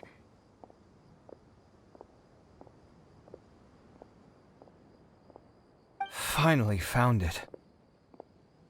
Kaveh? Are you? Oh, Madame Faruzan. And here I thought you would have finished this round by now. Faruzan! Kaveh! Oh, looks like Layla's already done. I didn't expect that you and I would find a disruptor at the same time. How are the other contestants doing? Tainari and Hat Guy forfeited, while Sino and Layla are already done. You two are the only ones left. Huh? That's weird. Didn't you start digging really early on? Yes, I kept digging, but instead of finding a disruptor, I found a ruin. I fell down pretty deep, and it was completely dark in there. It took me quite some time to unlock the various mechanisms and return to the surface. That's actually really impressive. Finishing a week's worth of trials in such a short time. Huh. That's pretty amazing, Madame Faruzan. What about you? Why are you so late? I encountered a lot of lost desert foxes along the way, and I brought them to the outskirts of the competition zone. When I came back, I was absolutely parched. And then I blacked out. Probably from the heat, you know? When I woke up, it was already night. I used the last of my strength to come here. A most curious reason indeed. But are you sure you're all right? It sounds like you were in an incredibly dangerous situation. You said you were familiar with the desert, but the way you handled problems... It does feel rather at odds with your title as a genius. It was problematic, but that had nothing to do with me being a genius. It was my decision. The way I did things wasn't optimal, but I wouldn't have been comfortable not doing it either. My conscience would have weighed on me. Youths these days, each stranger than the next. But back to the main issue at hand. Since we are both very certain that this is where the final leyline disruptor is, let's dig it up then.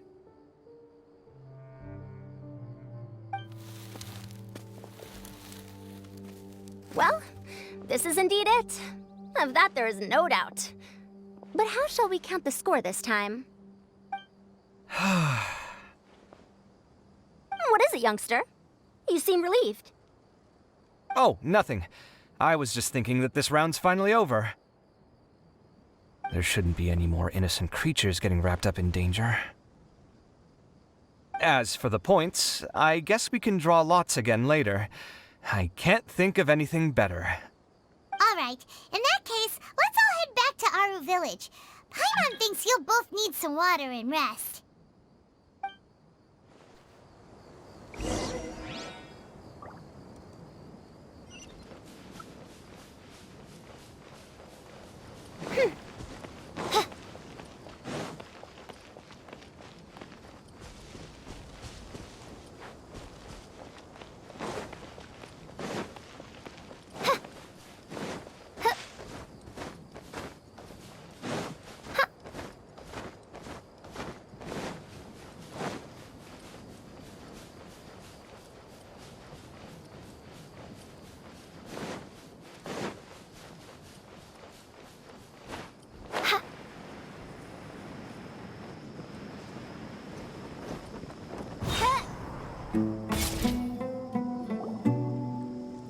Looks like the second round is over. I wonder who is faster, Kaveh or Madame Farazan? Huh? Where's Madame Farazan? She went to get water. She'll be back shortly. We basically arrived at the same time, so we'd like to draw lots again. You get caught up in some things so easily, like drawing lots. I'm not caught up in anything! Don't make it sound like I take pleasure in having bad luck! Really? Then should I say that you have a curious affinity for drawing lots? I'll go get the box and slips of paper for the lots. Please wait a moment.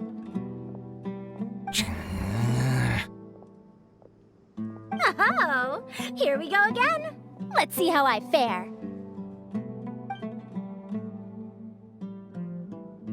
I got it! Did you see that? I won! Congratulations! Looks like Kaveh's luck's taking a turn for the better! Oh, finally! After all this time! It looks like you've been rewarded for your tribulations in the desert. This round's points are yours.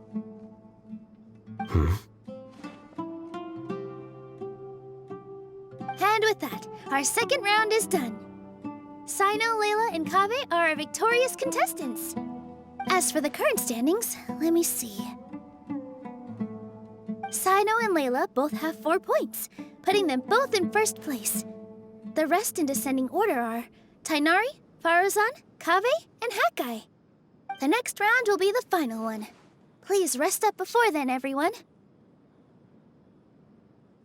I heard that some stalls at the Wisdom Gala are debuting new games, so feel free to drop by if you're interested. Otherwise, see you next round!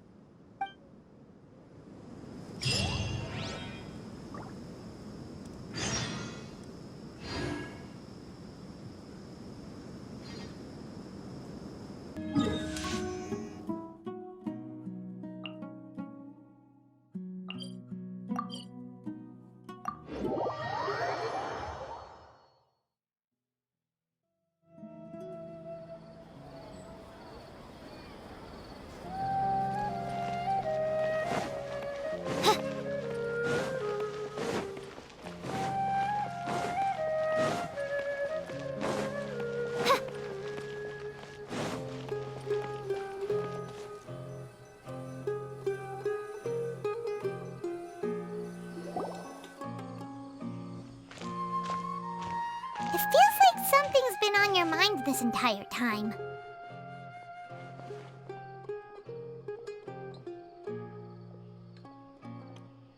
Traveler, Paimon. I finally found you. Finally? Did something happen? Don't you feel like there's something off about this year's Academia Extravaganza? When Candace and I were at the cafe earlier, we might have caught sight of some mercs on business. Thing is, they were disguised as tourists here to shop. But no disguise can mask the stench of blood. Just from their suspicious looks, I bet they do dirty work like kidnapping or assassinations. We eavesdropped on them for a while. Their target seems to be someone called Sachin. Sachin? Isn't that the person who Karina mentioned during the opening ceremony? He's apparently the sponsor behind the competition prizes and the Diadem of Knowledge, but He hasn't shown himself at all. Sounds like a rich person, all right. It makes sense now. The Eremites have been struggling to make ends meet recently, so a lot of groups have been doing private work that involves the rich. In their words, one gig sets you up for half a year. Just one job like this nets them enough mora to take it easy for a while. The extravaganza has brought many tourists to Sumeru City all at once, so it's likely that they took advantage of the bustle to sneak in. Dia and I wanted to directly capture them, but they were on guard and made some excuse to slip away. I would have tied him up if it wouldn't have caused a scene. Who's legally supposed to take care of this kind of thing? The Matra or the Core of 30? If Sino were here, he'd definitely get involved. Why don't we head over to the Academia and tell Amatra? Thanks a million, you two. Not at all. It was coincidence on our part as well. Yeah, don't sweat it. The Eremites' reputation is gonna get even worse if these scumbags succeed. But this is Sumeru City. Candace and I don't have as much freedom to act here, so we're leaving this in your hands. Should you require our aid, come find us at the cafe.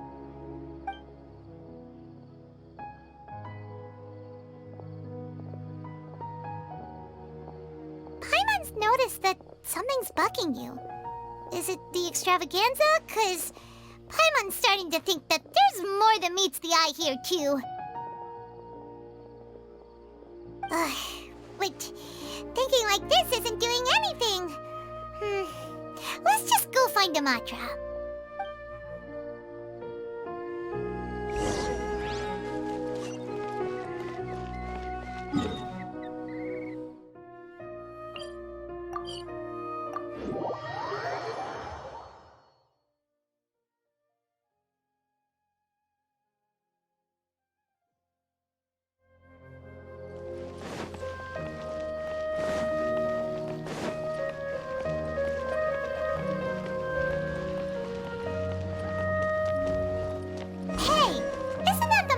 Investigated Siraj with?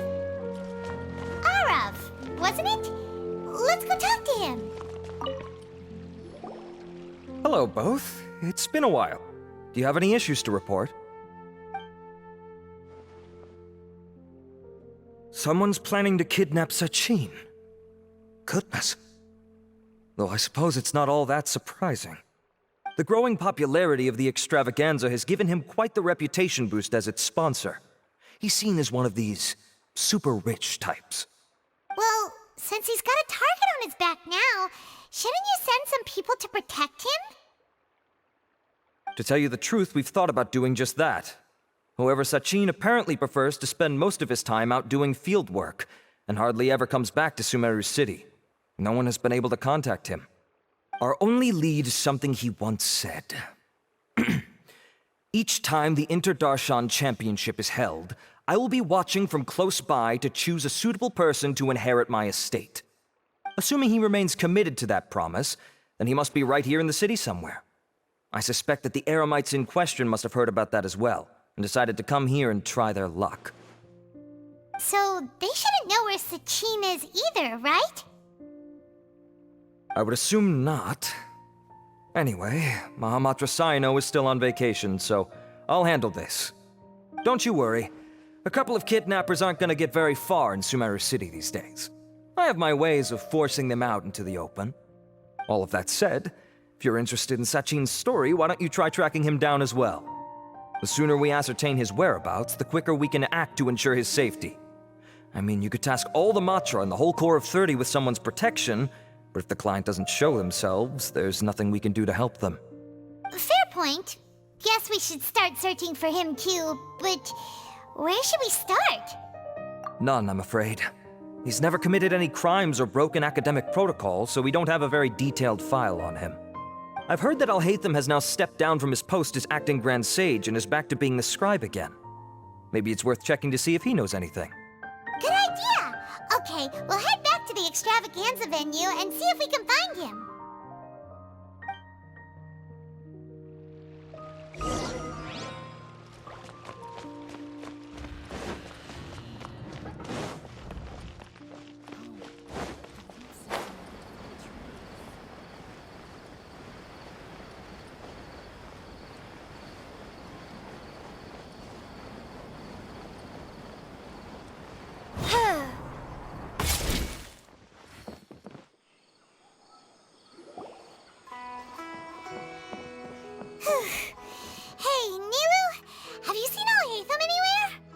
Alhaitham?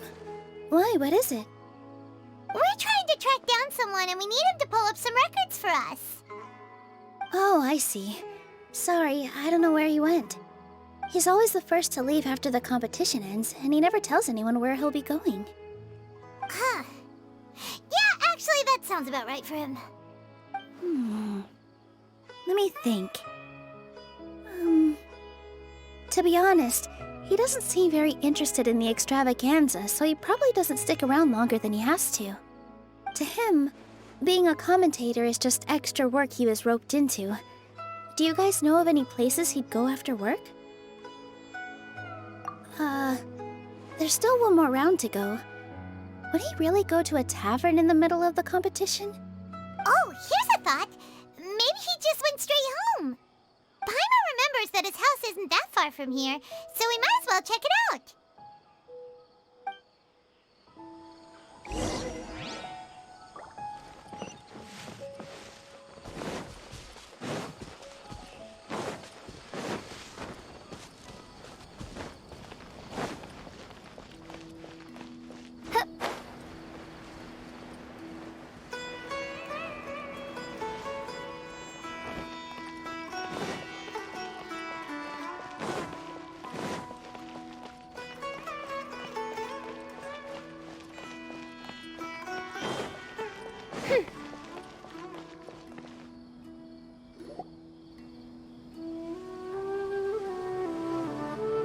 Let's try knocking.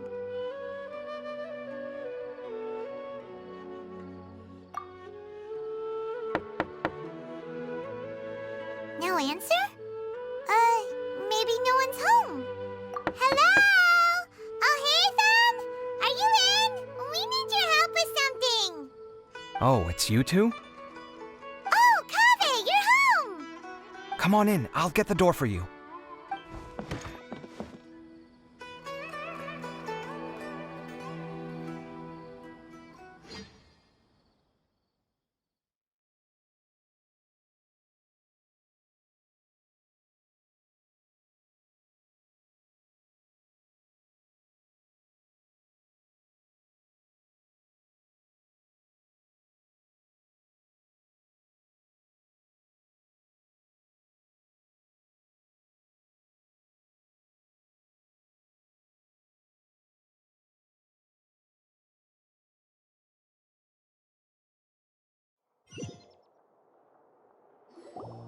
We didn't hear a peep when we first knocked. We thought no one was home. Well, I can't be too careful. If someone from the academia came here looking for Alhaitham, and I opened the door for them without thinking, before long the whole city would know that I'm living here. You're pretty conscientious about this, huh? So, what happens if someone comes inside looking for him while you're at home? It's fine, as long as I stay in my own room. Anyway, why would someone just barge in here looking for him? Most people have better things to do. Fair enough. So do you know where he is at the moment? What do you think? Who knows what he does in his free time? All that matters to me is that he's out of the house. I wouldn't call it that. He's just incapable of saying anything pleasant at all. I told him how the second round went. I won the lot draw, remember? Because of good karma, of course. My luck's on the rise. But him, being him... you wouldn't believe what he said after I was done talking! You're always quick to remind me that you're my upperclassman, and yet you do not problem solve in the manner becoming of an upperclassman. This begs the question of why we attach prestige to seniority at all. What does he mean, manner becoming of an upperclassman? What, am I supposed to earn the title of upperclassman now? And he didn't stop there. He said, I'd encourage you to reflect on why you've ended up having to rely on luck every round. Frankly, it's incomprehensible to me how you've managed to make it to this age without acknowledging the proverbial elephant in the room of your life. Yeah, that does sound like something Alhaitham would say. I've had it with him. Every time I talk to him, it's the same way. He finds a way to infuriate me every single time. Anyway, the disdain is very much mutual between us, so I'll be moving out as soon as possible. I'm actually packing my things right now. He'll have to get used to doing his own cleaning and tidying from now on. See those perfectly hung paintings on the walls? They're coming with me too. If his life wasn't utterly devoid of artistic sensibility already, it certainly will be after today. Wait, you're moving out already? But the competition isn't even over yet. How can you afford it? Well, obviously I can't just yet. I'm just packing early to get ahead of the game. I've got my new place picked out already. The moment I have my hands on the prize money, I'm going to buy it and move my things right in. It'll take me 3 days tops to move out of here for good. I now know what I have to do to achieve this goal. No matter what happens in the third round, I will win. I will emerge triumphant. You'll see. Well, we'll be rooting for you. But are you sure you'll be all right? In what way? Layla said that she thinks you'll get caught up in internal conflict. Meaning what exactly? Oh, don't tell me you think I have serious personality flaws too. Oh, we didn't say that. But think about it. You say you want to win, but you also turned Farozan down when she offered to give you her points. Plus, you took it upon yourself to help those desert foxes. Wait, what's so unusual about all that? I gave you my reasons. I would have felt guilty otherwise. Where's the conflict in that?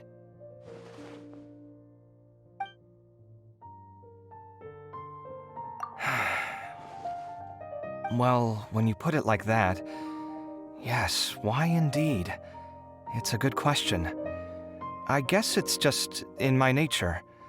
Plus, if I just did nothing, then there'd be no escaping the blame if something bad came of it later down the line. But thinking like that all the time must make your life so exhausting. Not to mention that by helping out, you put yourself at risk. Fainting in the middle of the desert, for example. Was that really worth it? It's complicated. Look, let's maybe leave this conversation for another time. What was it you needed Alhaitham's help with, anyway? Sachin? Huh. He did actually mention a Sachin recently.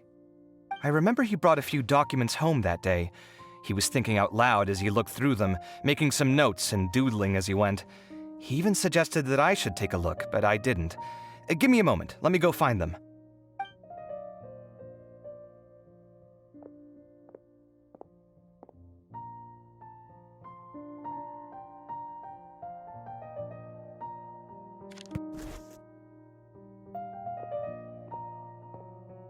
Ah, this is the one. Here, take it. You sure he'd be okay with this? With taking liberties? He's certainly okay with helping himself to my beer whenever he pleases. And anyway, he did ask me if I wanted to read his notes. I didn't see the point at the time, so he just left them on the side. He doesn't leave documents lying around unless he's okay with other people reading them. It's fine, I promise. Cool, if you say so. Okay, let's see what he's got on Sachin.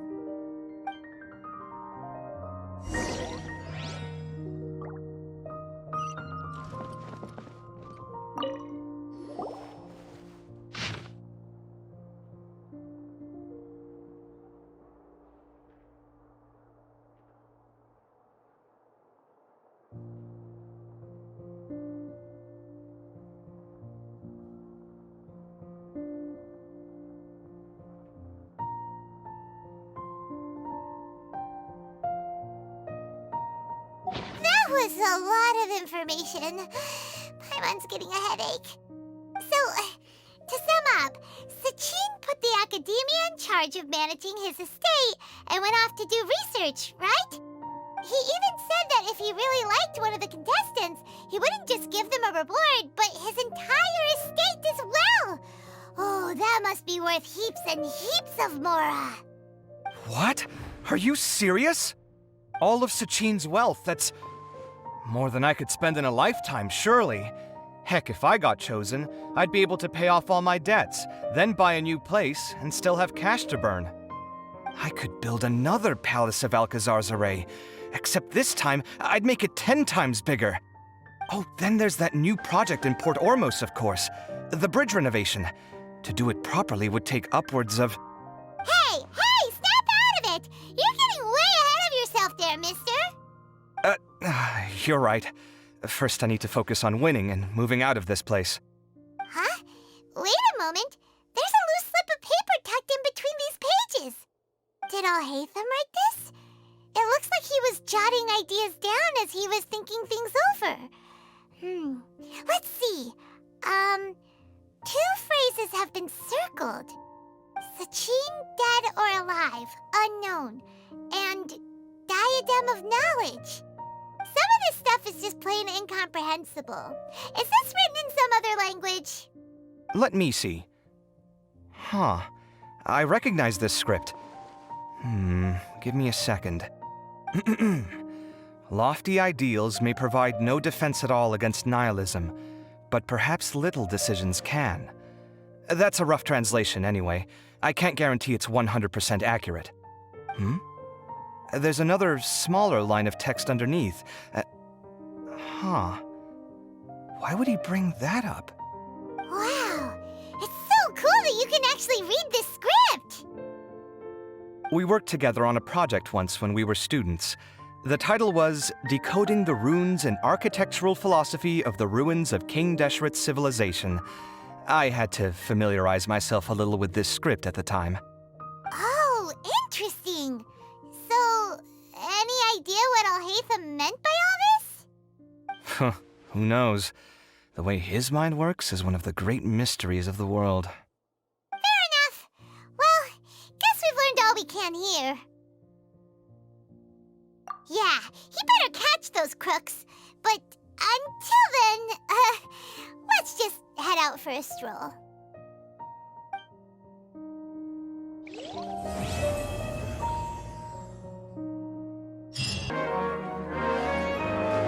Let's go to the Academia and check with Araf!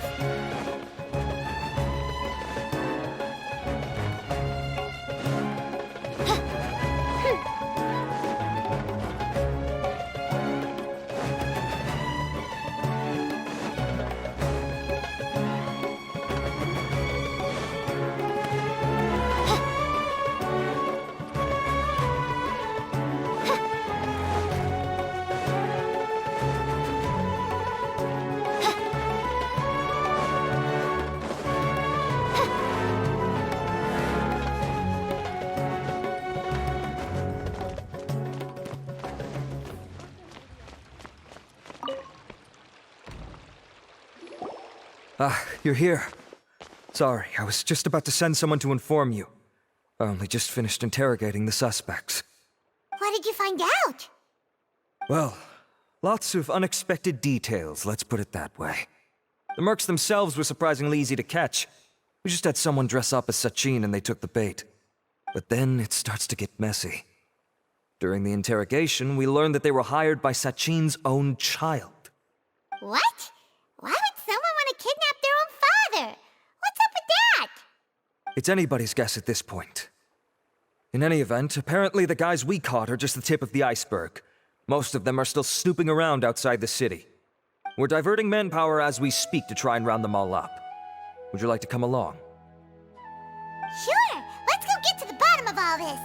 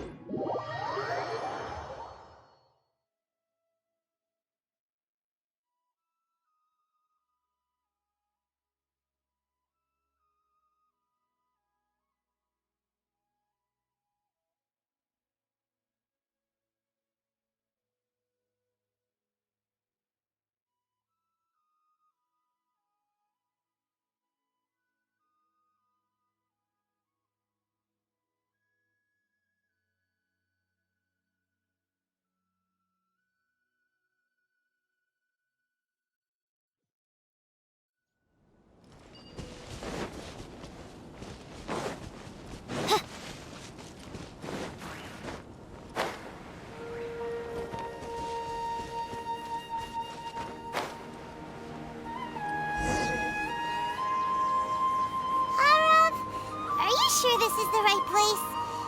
Something feels off. I'm positive. But I don't understand why they're all unconscious on the ground. Boss, we got more company.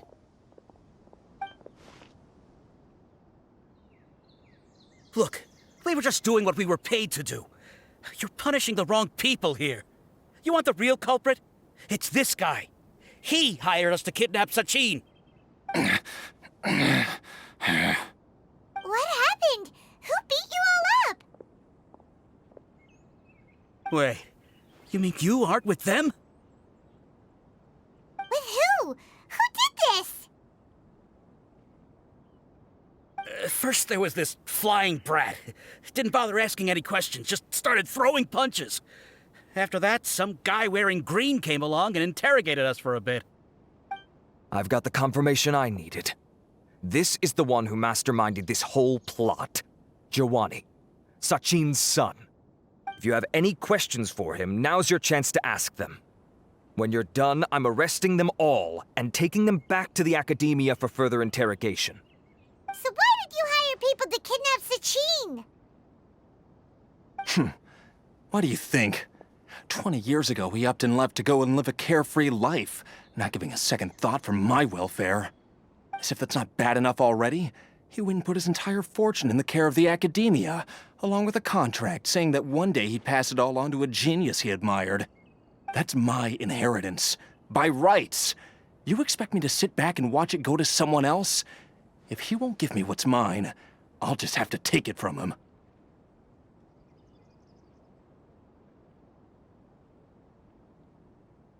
Of course! Didn't he say he would be here somewhere, watching the championship from the shadows? So, I figured I'd get some people to nab him. Then I make him change the contract. And if the Academia doesn't agree to hand over the goods, I make him publicly announce that I'm his chosen genius. No, the old fart knows how to stay hidden. I'll give him that. He's probably cooped up somewhere watching all this go on and laughing to himself. I already thought he'd gone mad 20 years ago. And who knows what a madman's truly capable of. Diadem of Knowledge? You mean that thing he donated to the Academia? Well, I can tell you that it's very expensive. He sold a lot of assets to purchase it back in the day. Weird things started happening after he brought it home, too. For example, sometimes we'd hear a high-pitched voice coming from the storage room. Also, before donating it to the Academia, he once shut himself in that same storeroom and researched it non-stop for days. Something was already seriously wrong with him by that point. Nothing he did shocked me. What do you mean, something wrong with him? I only have a vague memory of it, since I was very young at the time. But I have the impression that he went out into the desert for research and didn't return for many years. When he finally did return, he was a changed person. He would mumble incomprehensibly and write essays day and night.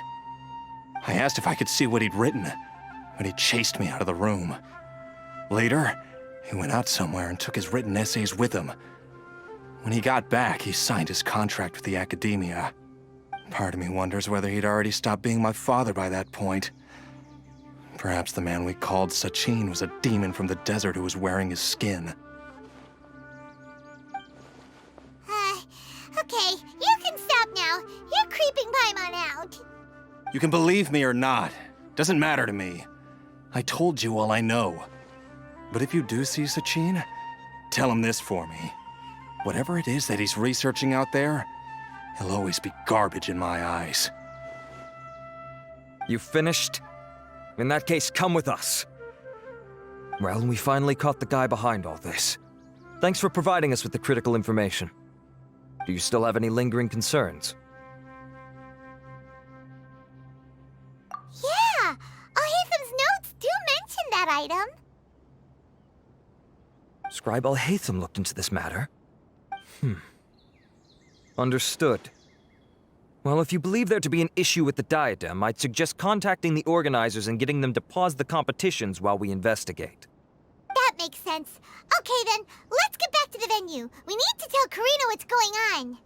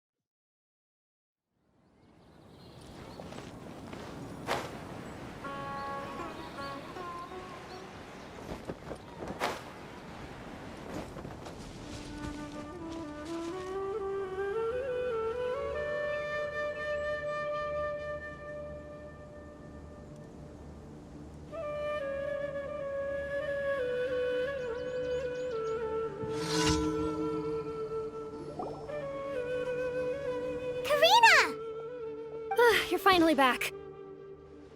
Where have you been? I looked everywhere for you. The third round's already started.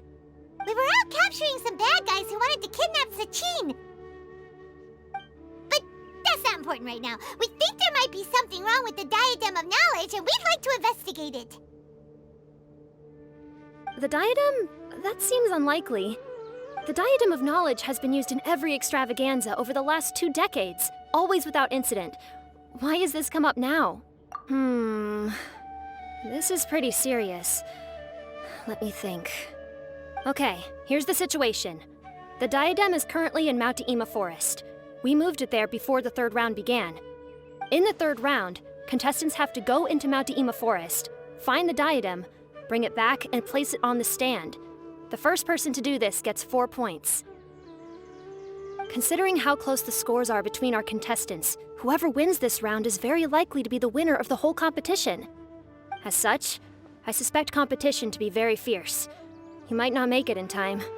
I'll mark the diadem's location for you. Please head there immediately. Let's hope nothing happens. All right, let's go. That's weird. The locator stopped working. Is the forest interfering with it? Ugh. Let's just go grab the diadem.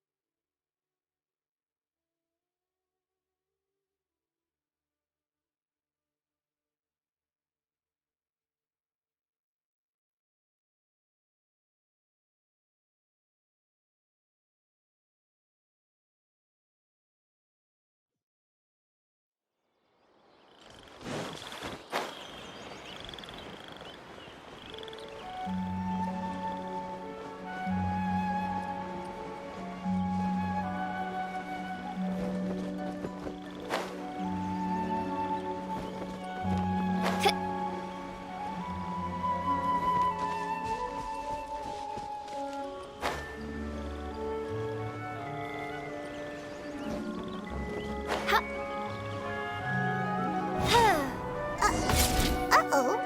This place looks empty. Did someone already take it? Well, we might as well head back and see if anyone's turned it in.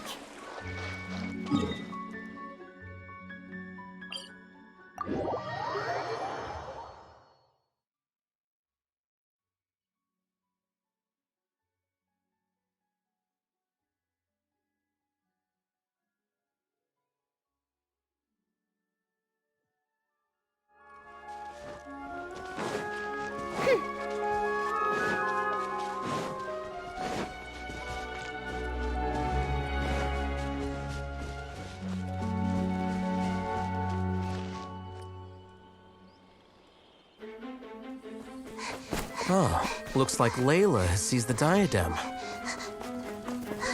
But getting to the goal won't be easy.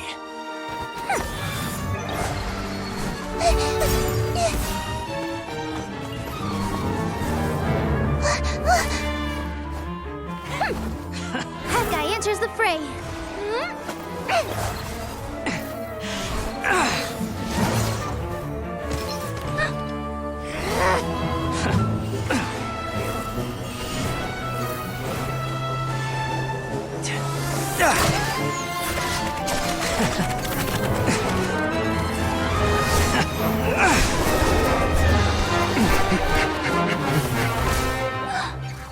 Arizon's device has gone haywire. The competition is heating up. Oh. And here's Kaveh bringing up the rear.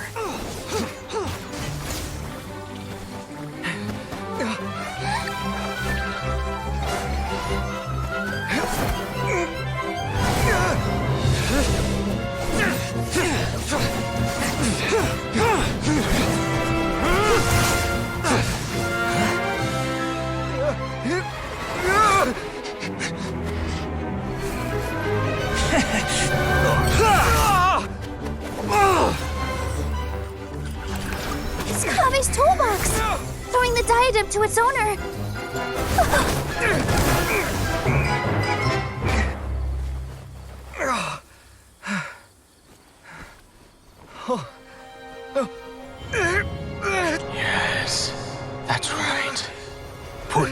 diadem in place, and you shall gain all you desire. Who are you? I need you to get out of my head! I am confident that you will not disappoint me. What just happened to me?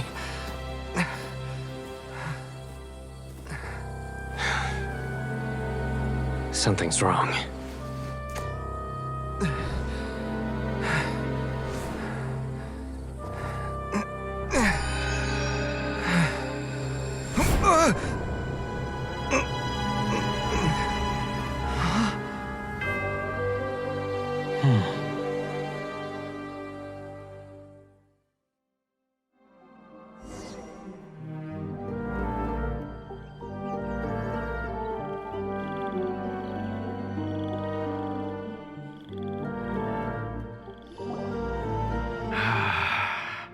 At long last, someone to inherit my estate, and with it, my research. Come, Kaveh. Come to me, my child. How do you know my name? Who are you? I am Sachin. Well, to be precise, I am but a fragment of Sachin's mind. Fate is a curious thing. Seeing you reminds me of another I once met. But you are made of sterner stuff than he, more cognizant of the trials and tribulations of this world. It is you who are worthy to inherit all that I once owned. We meet for the first time, children. But what I mean to say now is of utmost importance. So please, pay attention and bear witness. You have all performed outstandingly in this Inter-Darshan championship. The Academia has many rare talents among its ranks, and you are the creme of the creme. But if I were to choose a successor, I would choose you, Kaveh. Not only because you are victorious, but also due to our similarities in character.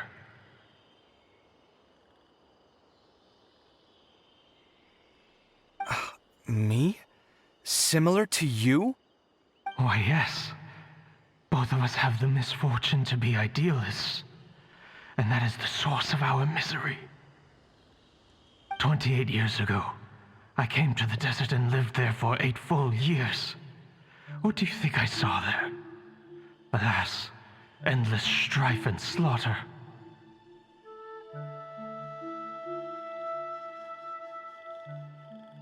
Conflict over water sources, robbing of merchant caravans, exploitation of the people relentlessly, day after day.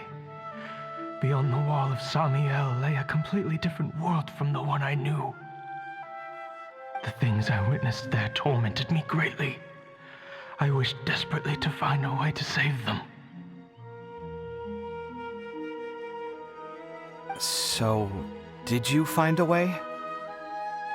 As a Vahumana scholar, I tried to use Vahumana knowledge to find the answer. I researched history and anthropology, performed countless experiments on human nature, and even sought out the scholars living deep in the desert who called themselves the Lost Darshan. But in the end, I found that the answer I sought simply did not exist. It was not possible to simply assign blame for these transgressions to any one party, for the sins are carved into humanity's very nature. Our nature begets conflict, and conflict begets destruction. This is the inexorable truth. The aim of my research was to draw lessons from history. But what I discovered was that history offers no such guidance. Things can only ever go from bad to worse. After this realization, I could no longer see the meaning in anything that I had ever learned. Consumed by an overwhelming sense of emptiness, I could no longer bear to face life. And so, I decided to bring my life to an end. But before I went through with it, a strange twist of fate led me to come into the possession of this diadem, which has the ability to preserve part of one's consciousness. Into it, I placed my experiences before requesting that the Academia manage my estate. As I thought, the contract you signed with the Academia was in essence your will. But if you'd given up hope on this world, why did you feel the need to do this? I mentioned that I have performed a great many experiments concerning human nature. You may regard this as the very last experiment of them all. The Academia has no shortage of genius talents, nurturing the brightest minds of every generation. And so, with a handsome reward to draw out the worthiest of individuals, my hope was that one day, I would find one who could untangle the mystery of human nature once and for all, and help to move the world onto a better path. I see. So you desired a successor who was not only a genius, but who also understood the suffering of ordinary people. Such a person would have a clearer understanding of humanity, society, and the world. Huh? But did you ever consider that wealth numbs the human heart to the pain in the world? Even an idealist may be incapable of following through on your wishes after inheriting your wealth. You are highly intelligent, yet you are not the sort of person who would understand my line of thinking. To me, this is also part of the experiment, part of my investigation into human nature. Whether my successor suffers as a consequence of my research, or succumbs to an indulgence in pleasure-seeking, my research will have progressed. I grieve the fundamental sickness of the world. I regret the unbearable weight of its history. And I lament the research that I failed to complete. And this, Kaveh, my dear child, is why you will be of great utility to me. You're absolutely certain that you want to give me everything you owned? For me to do with as I please? I have faith in what I see in you. Now wear the diadem, Kaveh, and complete the journey that I could not.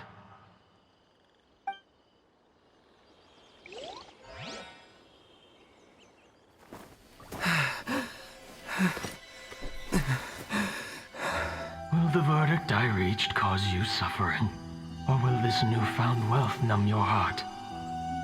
I look forward to your answer. All of my research materials are being stored at our... I've heard enough! My life's enough of a mess already. The last thing I need is more suffering. Keep your Mora. I don't need it. Didn't you say that you saw a lot of people in pain? Well, if that's the case, then your wealth can go to them.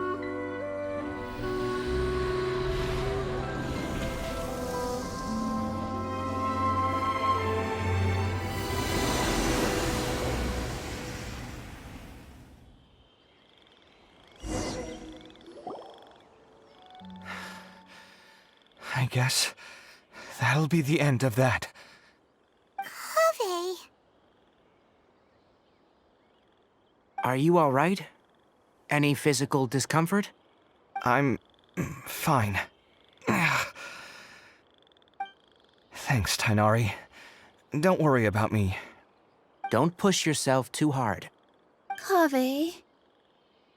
Kaveh may have broken the diadem, but he successfully completed the task prior to that. According to the rules, this makes him the victor of round 3. Points-wise, this also makes him the winner of the Inter-Darshan Championship. As the champion and Sachin's personally designated successor, Kaveh has obtained the rights to inherit the entirety of his estate. For the avoidance of doubt, can you confirm that it is your intention to donate all of Sachin's wealth? Like I said, he thought that the world is a bad place. Well then, let's use what he left behind to change it for the better. Rejecting the world will achieve nothing. He and I, we're not the same. All right, As the scribe, I will make a record of this incident on file. The sages will contact you in person for details on how exactly Sachin's estate is to be used. That sounds fine. I don't know if his research findings were right, nor would I know how to finish his research for him. But what I do know is that by ending this here, no contestants will have to suffer. We won't be the last. There will be more championships to come, and countless future scholars will follow in our footsteps. Sachin's words can only cause pain, but not anymore. No one else has to hear them now. We're all scholars here. I know full well that shutting down his views like this is autocratic and arrogant. Fine by me. I'll bear that responsibility. It's the least I can do. And, well, it's the only thing I can do. Well said. What you've expressed is a sense of justice and idealism that many aspire to, but few dare follow through with. I say this despite the fact that, in my view, it's quite ridiculous. You have long been aware of what your flaws are, but your pride alone prevents you from admitting it. Nevertheless, your perspective is well suited to appearing in a victory speech. Contestant Kaveh, on behalf of the organizing committee, it is my honor to congratulate you on your victory. What? Please. I don't need your insincere praise. Anyway, this isn't the time or place for debates. Keep your commentary focused on the competition, not my views. Congratulations, Kaveh. Also, you'll need to prepare for the award ceremony. Looks like the ceremony will be held at the main venue. Let's head over and check it out!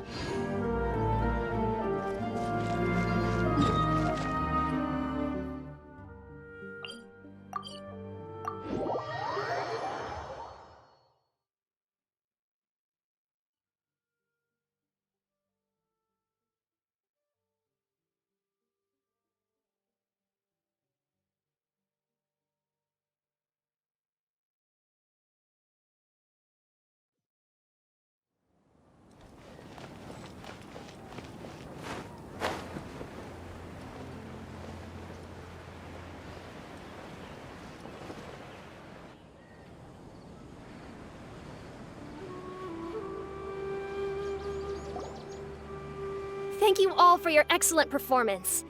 And that brings this year's Inter-Darshan Championship to a close.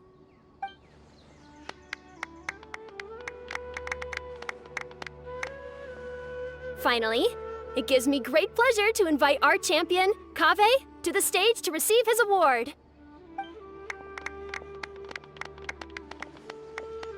Typically at this point, we would crown our champion with the diadem as well as presenting them with their award. However, we have just received word that Kaveh has inherited Sachin's estate and made the decision to donate it all to charitable causes. Sachin's estate is getting donated? So much, Mora. And he gave it all up? Kaveh's generosity will give many struggling families the chance to change their lives for the better. Of course, without the diadem and prize money to present, this makes the award ceremony a little more concise than expected. Would you like to say a few words, Kaveh? I'm sure many of our audience, like myself, are curious to learn why you decided to give all this wealth away. I'm not entirely sure what I should say under these circumstances. I'm glad to have won, even though I'd say luck played a big part in that. As for why I want to give the Mora away, I don't support Sachin's views, and I don't want to take his Mora. With a lot of things in life, people need to experience them for themselves. It shouldn't be up to one person to make a judgment on. Not him, and not me either. Anyway, this isn't really the time and place for such weighty and complicated topics. So, I guess that's all. I'll leave it there, thanks very much. Oh, Kaveh, just one moment. While this is a short and sweet award ceremony, we do still have a prize to present you with. Please take this limited edition Genius Invocation TCG card. Additionally, your champion status will be logged in your record. This means that the sages will give priority consideration to any future project proposals you submit. All right, I'll take the card. But as for project proposals, forget it. In that case, I declare the award ceremony over. Let's give our champion Kaveh one last big round of applause.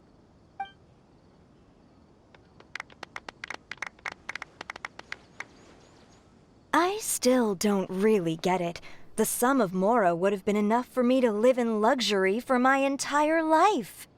That just means you're not strange enough to understand the way that geniuses think.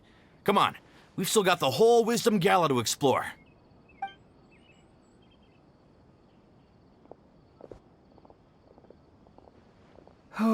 Glad that's over.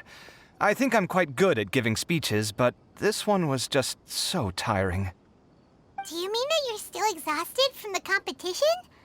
Honestly, you don't look happy at all, but whatever else happened, you're the champion, you know? Don't you think you should be proud of that? I suppose. Oh, wait. Sino said he wanted the card, didn't he? And now I have it, right here. So you're gonna give it to him? But if it's a rare one, you should be able to make a tidy sum of more off it. Why would I do that? It's of no use to me whatsoever. I may as well just give it to him. Could you pass it on to him for me when you next see him? Whoa, whoa! This is a super big deal! You should do it yourself! Come on, let's go find Sino.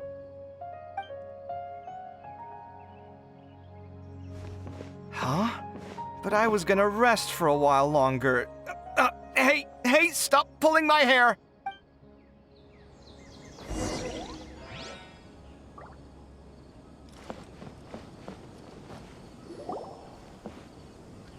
What you looking at, Sino?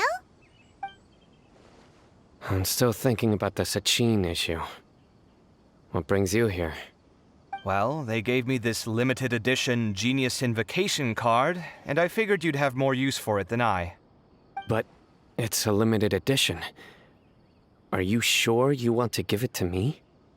What else would I do with it? I have no use for it.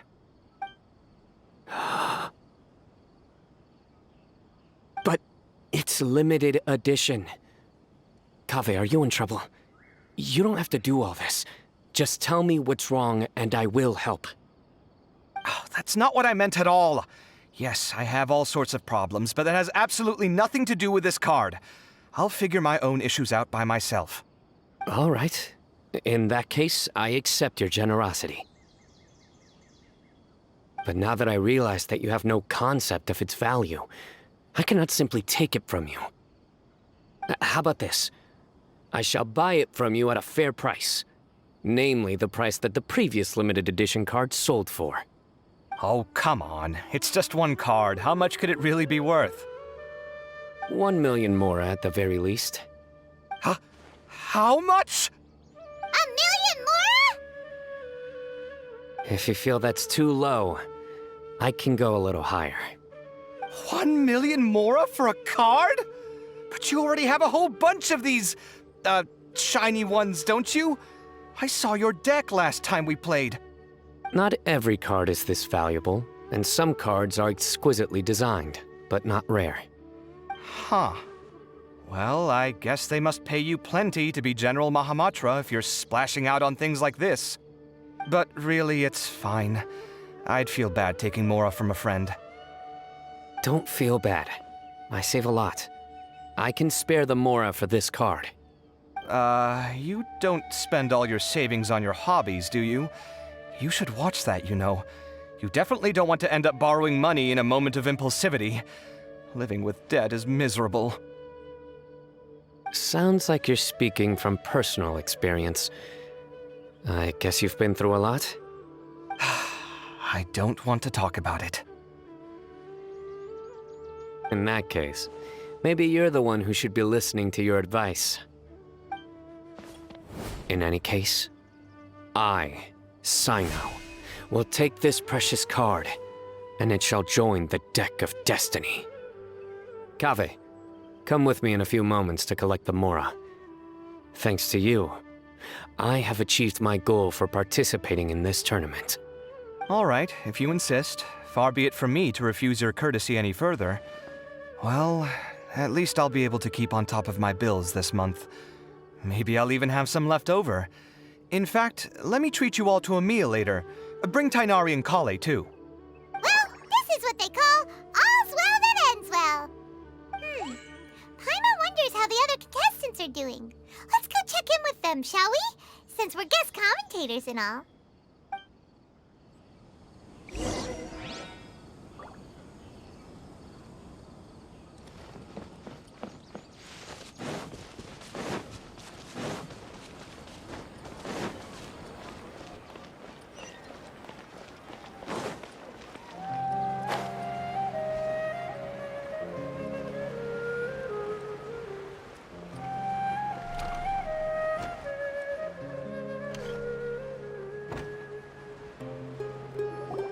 I'm telling you, you can't go wrong taking advice from me on what to wear.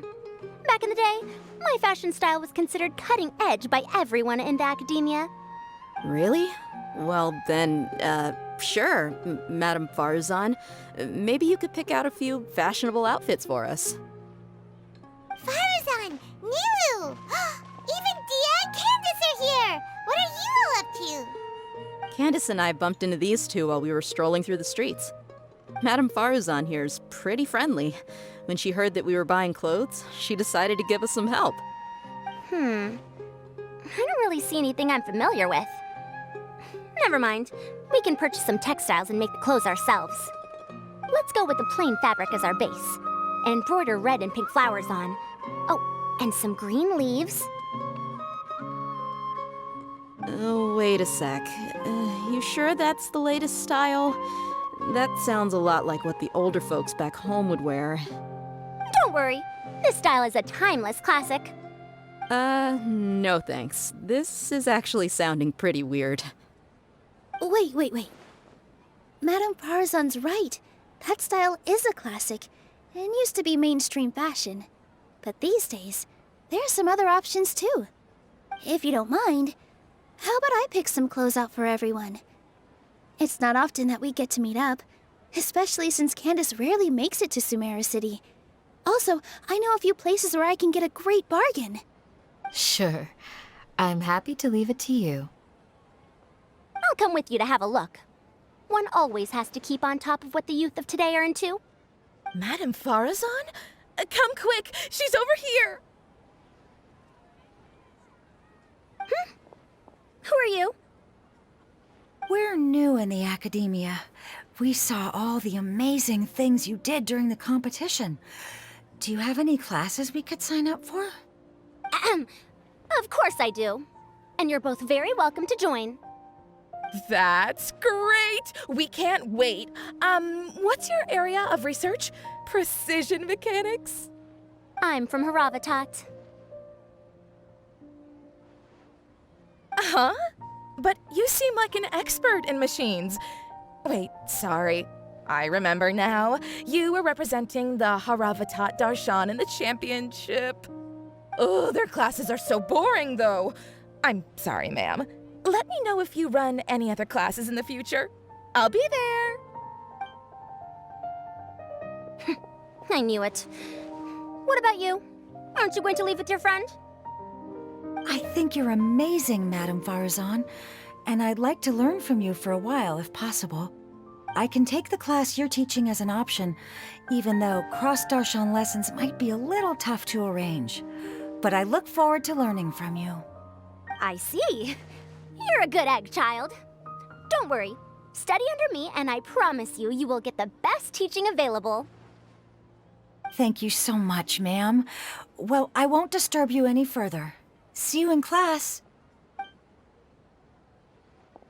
I don't quite understand what happened there, but congratulations, I think. Traveler, Paimon, would you two like to come and pick out some clothes? Sorry, we can't. We've got a meal with Kaveh later, and we have to check in with all the other contestants before then. Oh, by the way, have any of you seen Hat Guy or Layla? I don't know where Hat Guy went. We just saw Layla not too long ago, though. But she was hanging out with some other Ratahoa students, so we didn't get a chance to speak with her. Are you gonna go and see what she's up to? Ratahoa students? They must be the ones who voted for her to enter the competition, right? Oh, she didn't end up winning, so Paimon wonders how they feel about that. Let's go take a peek.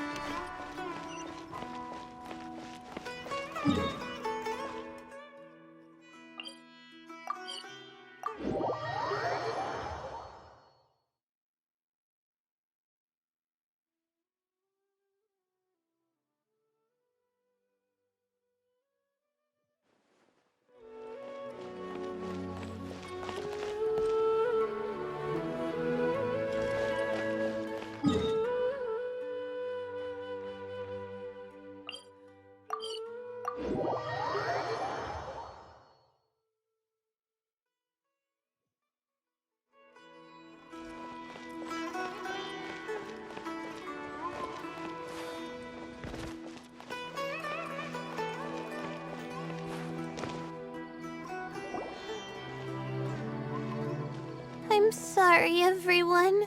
I could have done better in the third round. Oh, stop it. If you're going to beat yourself up after doing as well as you did, how bad does that make us look, huh? Heck, it's not like any of us had the guts to enter the championship. I didn't see the whole thing, but you were the only contestant who scored points in both the first 2 rounds, right? And I heard that you actually found the diadem first in round 3. You came so close to winning the competition. Aw, I just got lucky, I think. That can't be true. You had some really stiff competition out there. The renowned Tainari from Amorta, even Sino the General Mahamatra was there. You're amazing, all of you. Getting points off them is a huge achievement.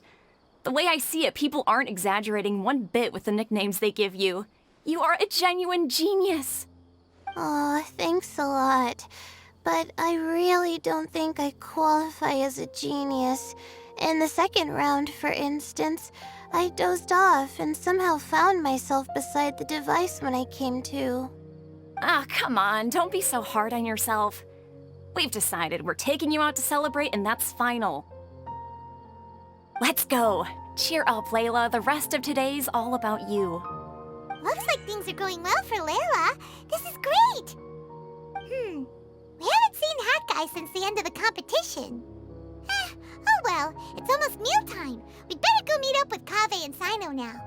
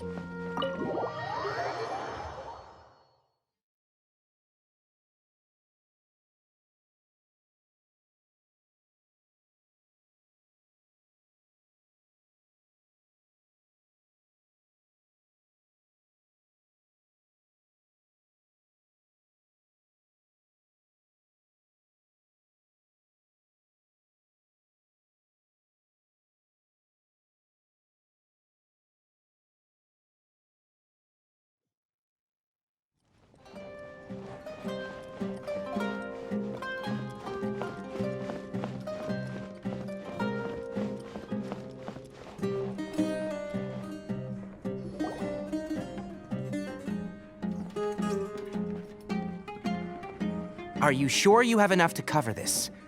Don't blow it all at once. Don't worry, I budgeted very carefully, and this is well within my means. Anyway, I've lost count of how many times you've treated me. It's high time I return the favor. Oh, Traveler, Paimon, over here! Ooh, look at all this! Good food, here we come! I heard that you went to see the other contestants. How's everyone doing? Faruzan found herself a student, and Layla's classmates are bowled over by how well she did. We couldn't find Hat Guy, though. Who knows where he's gone? Alhaitham's gone missing in action, too. Huh. The one time I'm actually in a good enough mood to treat him to a nice meal, he disappears without a trace. That guy. Where the heck could he have gone? I still have questions about that note he left. Well, whatever. He can do what he wants. Now, let's eat.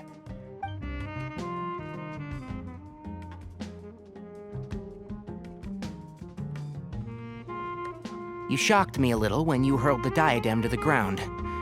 On further reflection, of course, it made sense, but at the time I was expecting at least some amount of deliberation. Sachin's voice started talking to me inside my head from the moment I picked it up.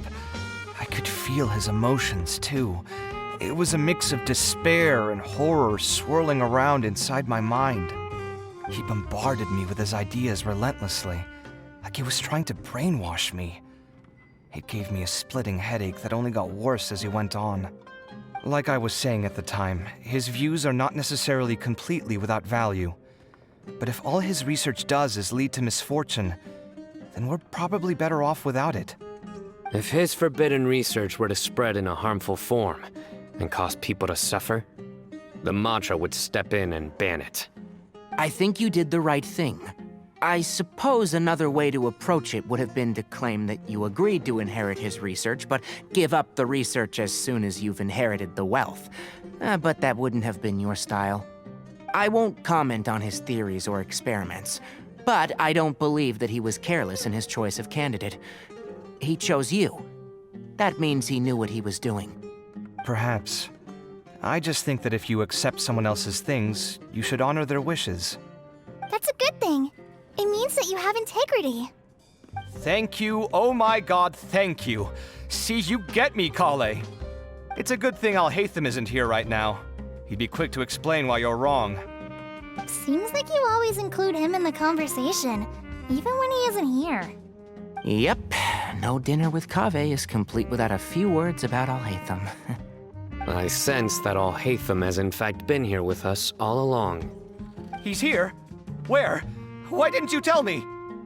He lives rent-free in each of our hearts.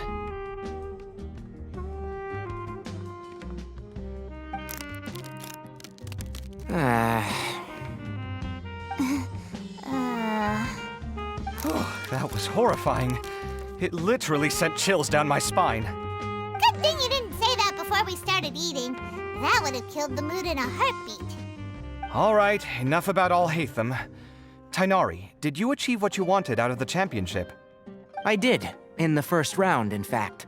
Word of mouth proved very effective. I spoke to a handful of people, they told their friends, and so on. Now, a record number of people have signed up to attend the next lecture. Oh, are you free next month? You should come along, maybe even say a few words. About what? I don't know the first thing about anything Amorta-related. Just play to your strengths. For instance, you could talk about the distinguishing features of rainforest architecture, or ask everyone not to chop down too many trees the next time they're building a house. Oh, well, that's no problem. Sure, I'll make time. Has everyone had enough to eat? I can order more if anyone's still hungry.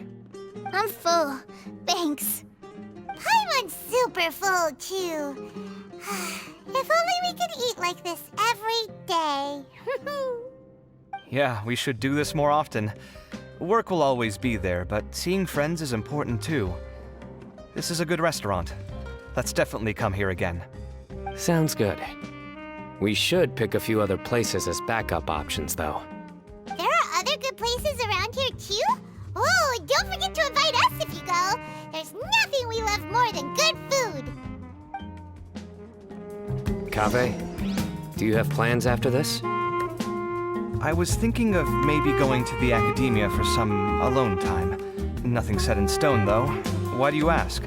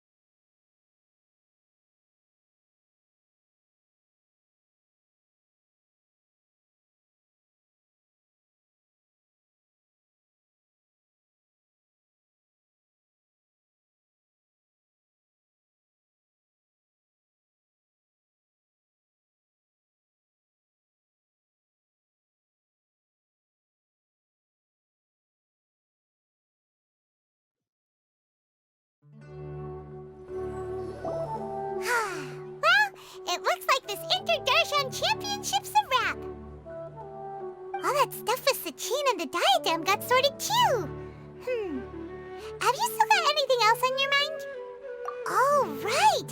Yeah, Sachin said that he placed his research materials at somewhere beginning with but Kaveh smashed the diadem of knowledge before he could finish. It might be dangerous if someone finds his old research stash, right? Where do you think it could be? Holy smokes, you're right! He said he spent all that time researching in the desert, didn't he? So it's very possible that that's where he'd leave all his notes. All right then, let's head off to Aru Village and try our luck!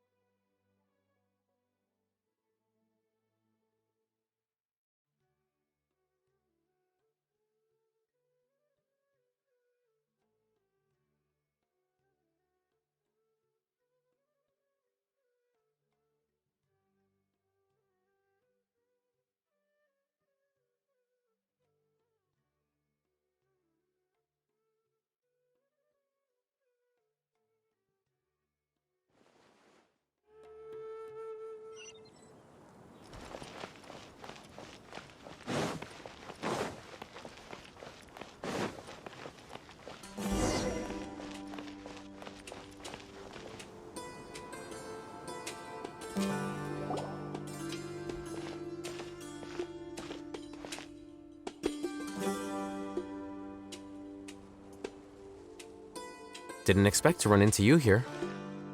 Oh, hey, Thumb. What are you doing here? And what are you reading? Are those? Sachin's notes? Yes. I came across his profile while I was organizing some documents and became interested in his research. If it wasn't for that, I never would have agreed to being a commentator. I had a hunch after seeing the fragment of his mind, and sure enough, I came here and found his research. Wait! So, you've read it already? Are you alright? How do you feel? I think you may have misunderstood something. The reason Sachin chose that architect to inherit his research was that only he could really empathize with both the calamity and the humanity that these notes seek to convey. Only one who resonates with these sentiments would suffer and begin to think of history as bleak, the present as perplexing, and the future as pessimistic. Empathy is a double-edged sword. Clearly, I am not the same sort of person as Sachin was. Empaths have many friends, and their wide social circle comes with certain societal advantages. But this also makes it hard for them to achieve their goals. Why's that? All important things in life involve other people. As such, it's extremely difficult to live a life that causes no harm whatsoever to others. If you really want to achieve your goals, you have to be prepared to make enemies along the way. Not everyone can deal with that reality. And that reality is like the material here. Objective, heavy, negative. But, at the end of the day, for all these experiment results and conclusions, it's just one person's perspective, Sachin's. So, what are your thoughts now that you've read it? As a scholar, Sachin was without a doubt a genius. He laid the blame for the darkness in the world squarely on humanity, experimented extensively with reliable results, and drew logical conclusions. In that sense, one might say his views were correct. So, people are bad? And things can only ever get worse? All of that's true? That is not a question for me to answer. Someone else will arrive shortly. You can ask them instead. All I will say is that the world is not built on correctness alone. Sometimes, being correct means nothing at all. Lofty ideals may provide no defense at all against nihilism, but perhaps little decisions can. By their own choice, the idealist seeks to bring happiness to all while denying themselves the same. Thus, they shall never reach even the borders of truth until they wipe away the ignorance that blinds them. I've never been able to agree with certain philosophies. Even Sachin himself struggled to comprehend the notion of sacrificing oneself for the greater good. But sadly, all viewpoints will find their supporters, and the way we see the world largely decides our fates. All right then, I got what I came for. These research materials are yours to look after. I'll be off. Wait, so you came here just to read this stuff? You missed out on a big get-together, you know. Get-together? Ah, yes, that makes sense. This is a good opportunity for that sort of thing. Guess what? Kaveh treated everyone this time. Then I'm sure he packed up the leftovers for me. See ya.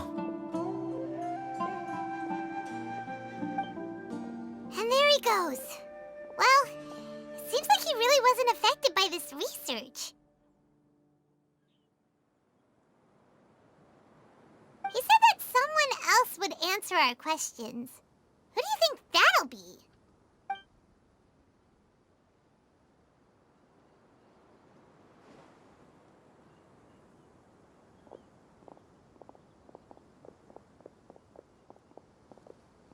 Traveler, Paimon, you're already here. Nahida! Oh, and that guy. Wait, so you asked him to take part in the championship? Yes, it was me. Are you surprised? Did you know that there was something wrong with the diadem from the start? And if so, why didn't you switch it out for another one? Because Sachin's research is not mistaken.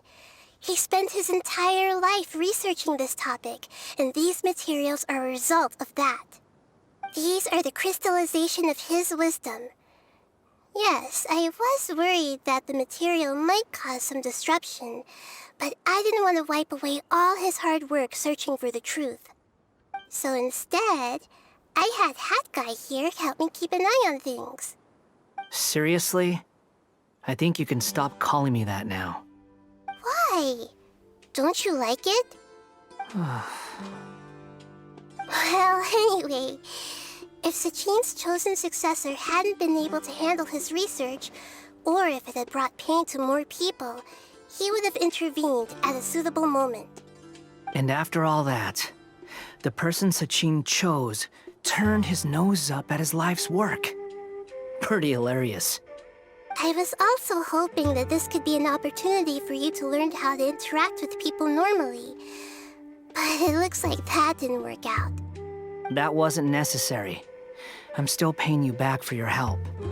And the last thing I need is more reasons to be indebted to you. Nahida, what did you mean by Sachin's research is not mistaken? Does that mean that you approve of his research? Put it this way instead. Truth to me is like a shroom boar. Some people only see the mushroom on the shroom boar's back, and they conclude that the shroom boar is a mushroom. Others see only the shroom boar's body, and they declare that the shroom boar is a boar. Still others look deeper inside, and determine that the shroom boar is meat. These conclusions are all correct in their own way, but none of them objectively describe the shroom boar. Paimon kinda gets it, but also not really. The world is the same way. No one, not even I included, can understand it in its entirety. All of us are somewhere on the path toward truth. Within the confines of our limited knowledge, some may blindly believe in the beauty of this world, and others may focus only on its evils. In truth, the most important thing isn't what state the world is in now, but what people hope it will become. But of course, I don't mean that as a criticism or a call to action. Ultimately, my duty as the God of Wisdom is to guide every form of wisdom to a place where it can find its purpose. That was a long speech. So what are you actually going to do with these research materials? Because Kaveh, as the successor of this research, does not wish to see these ideas disseminated, I will seal it up. But even though Sachin's research could be considered negative wisdom, it is still a building block of the truth. If someone wishes to follow in his footsteps in the future, I will not stop them. I also look forward to the day that a member of the Vahumana Darshan can not only comprehend his theories, but also find a way out from the despair as well. Vahumana doesn't have that kind of talent. Wait, you're not intending to keep me in Vahumana long term, are you? I don't remember signing up to become a scholar. Don't you think I'm useful enough to you as a prisoner? Oh boy, here we go again. You think so? Well, to that, I would say that in Sumeru, even prisoners have a right to an education. I hope that your studies in Vahumana will help you deal with your own fate and learn how best to settle old debts from your past. I will review your final thesis myself. I'm expecting great things from you, Mr. Hat Guy.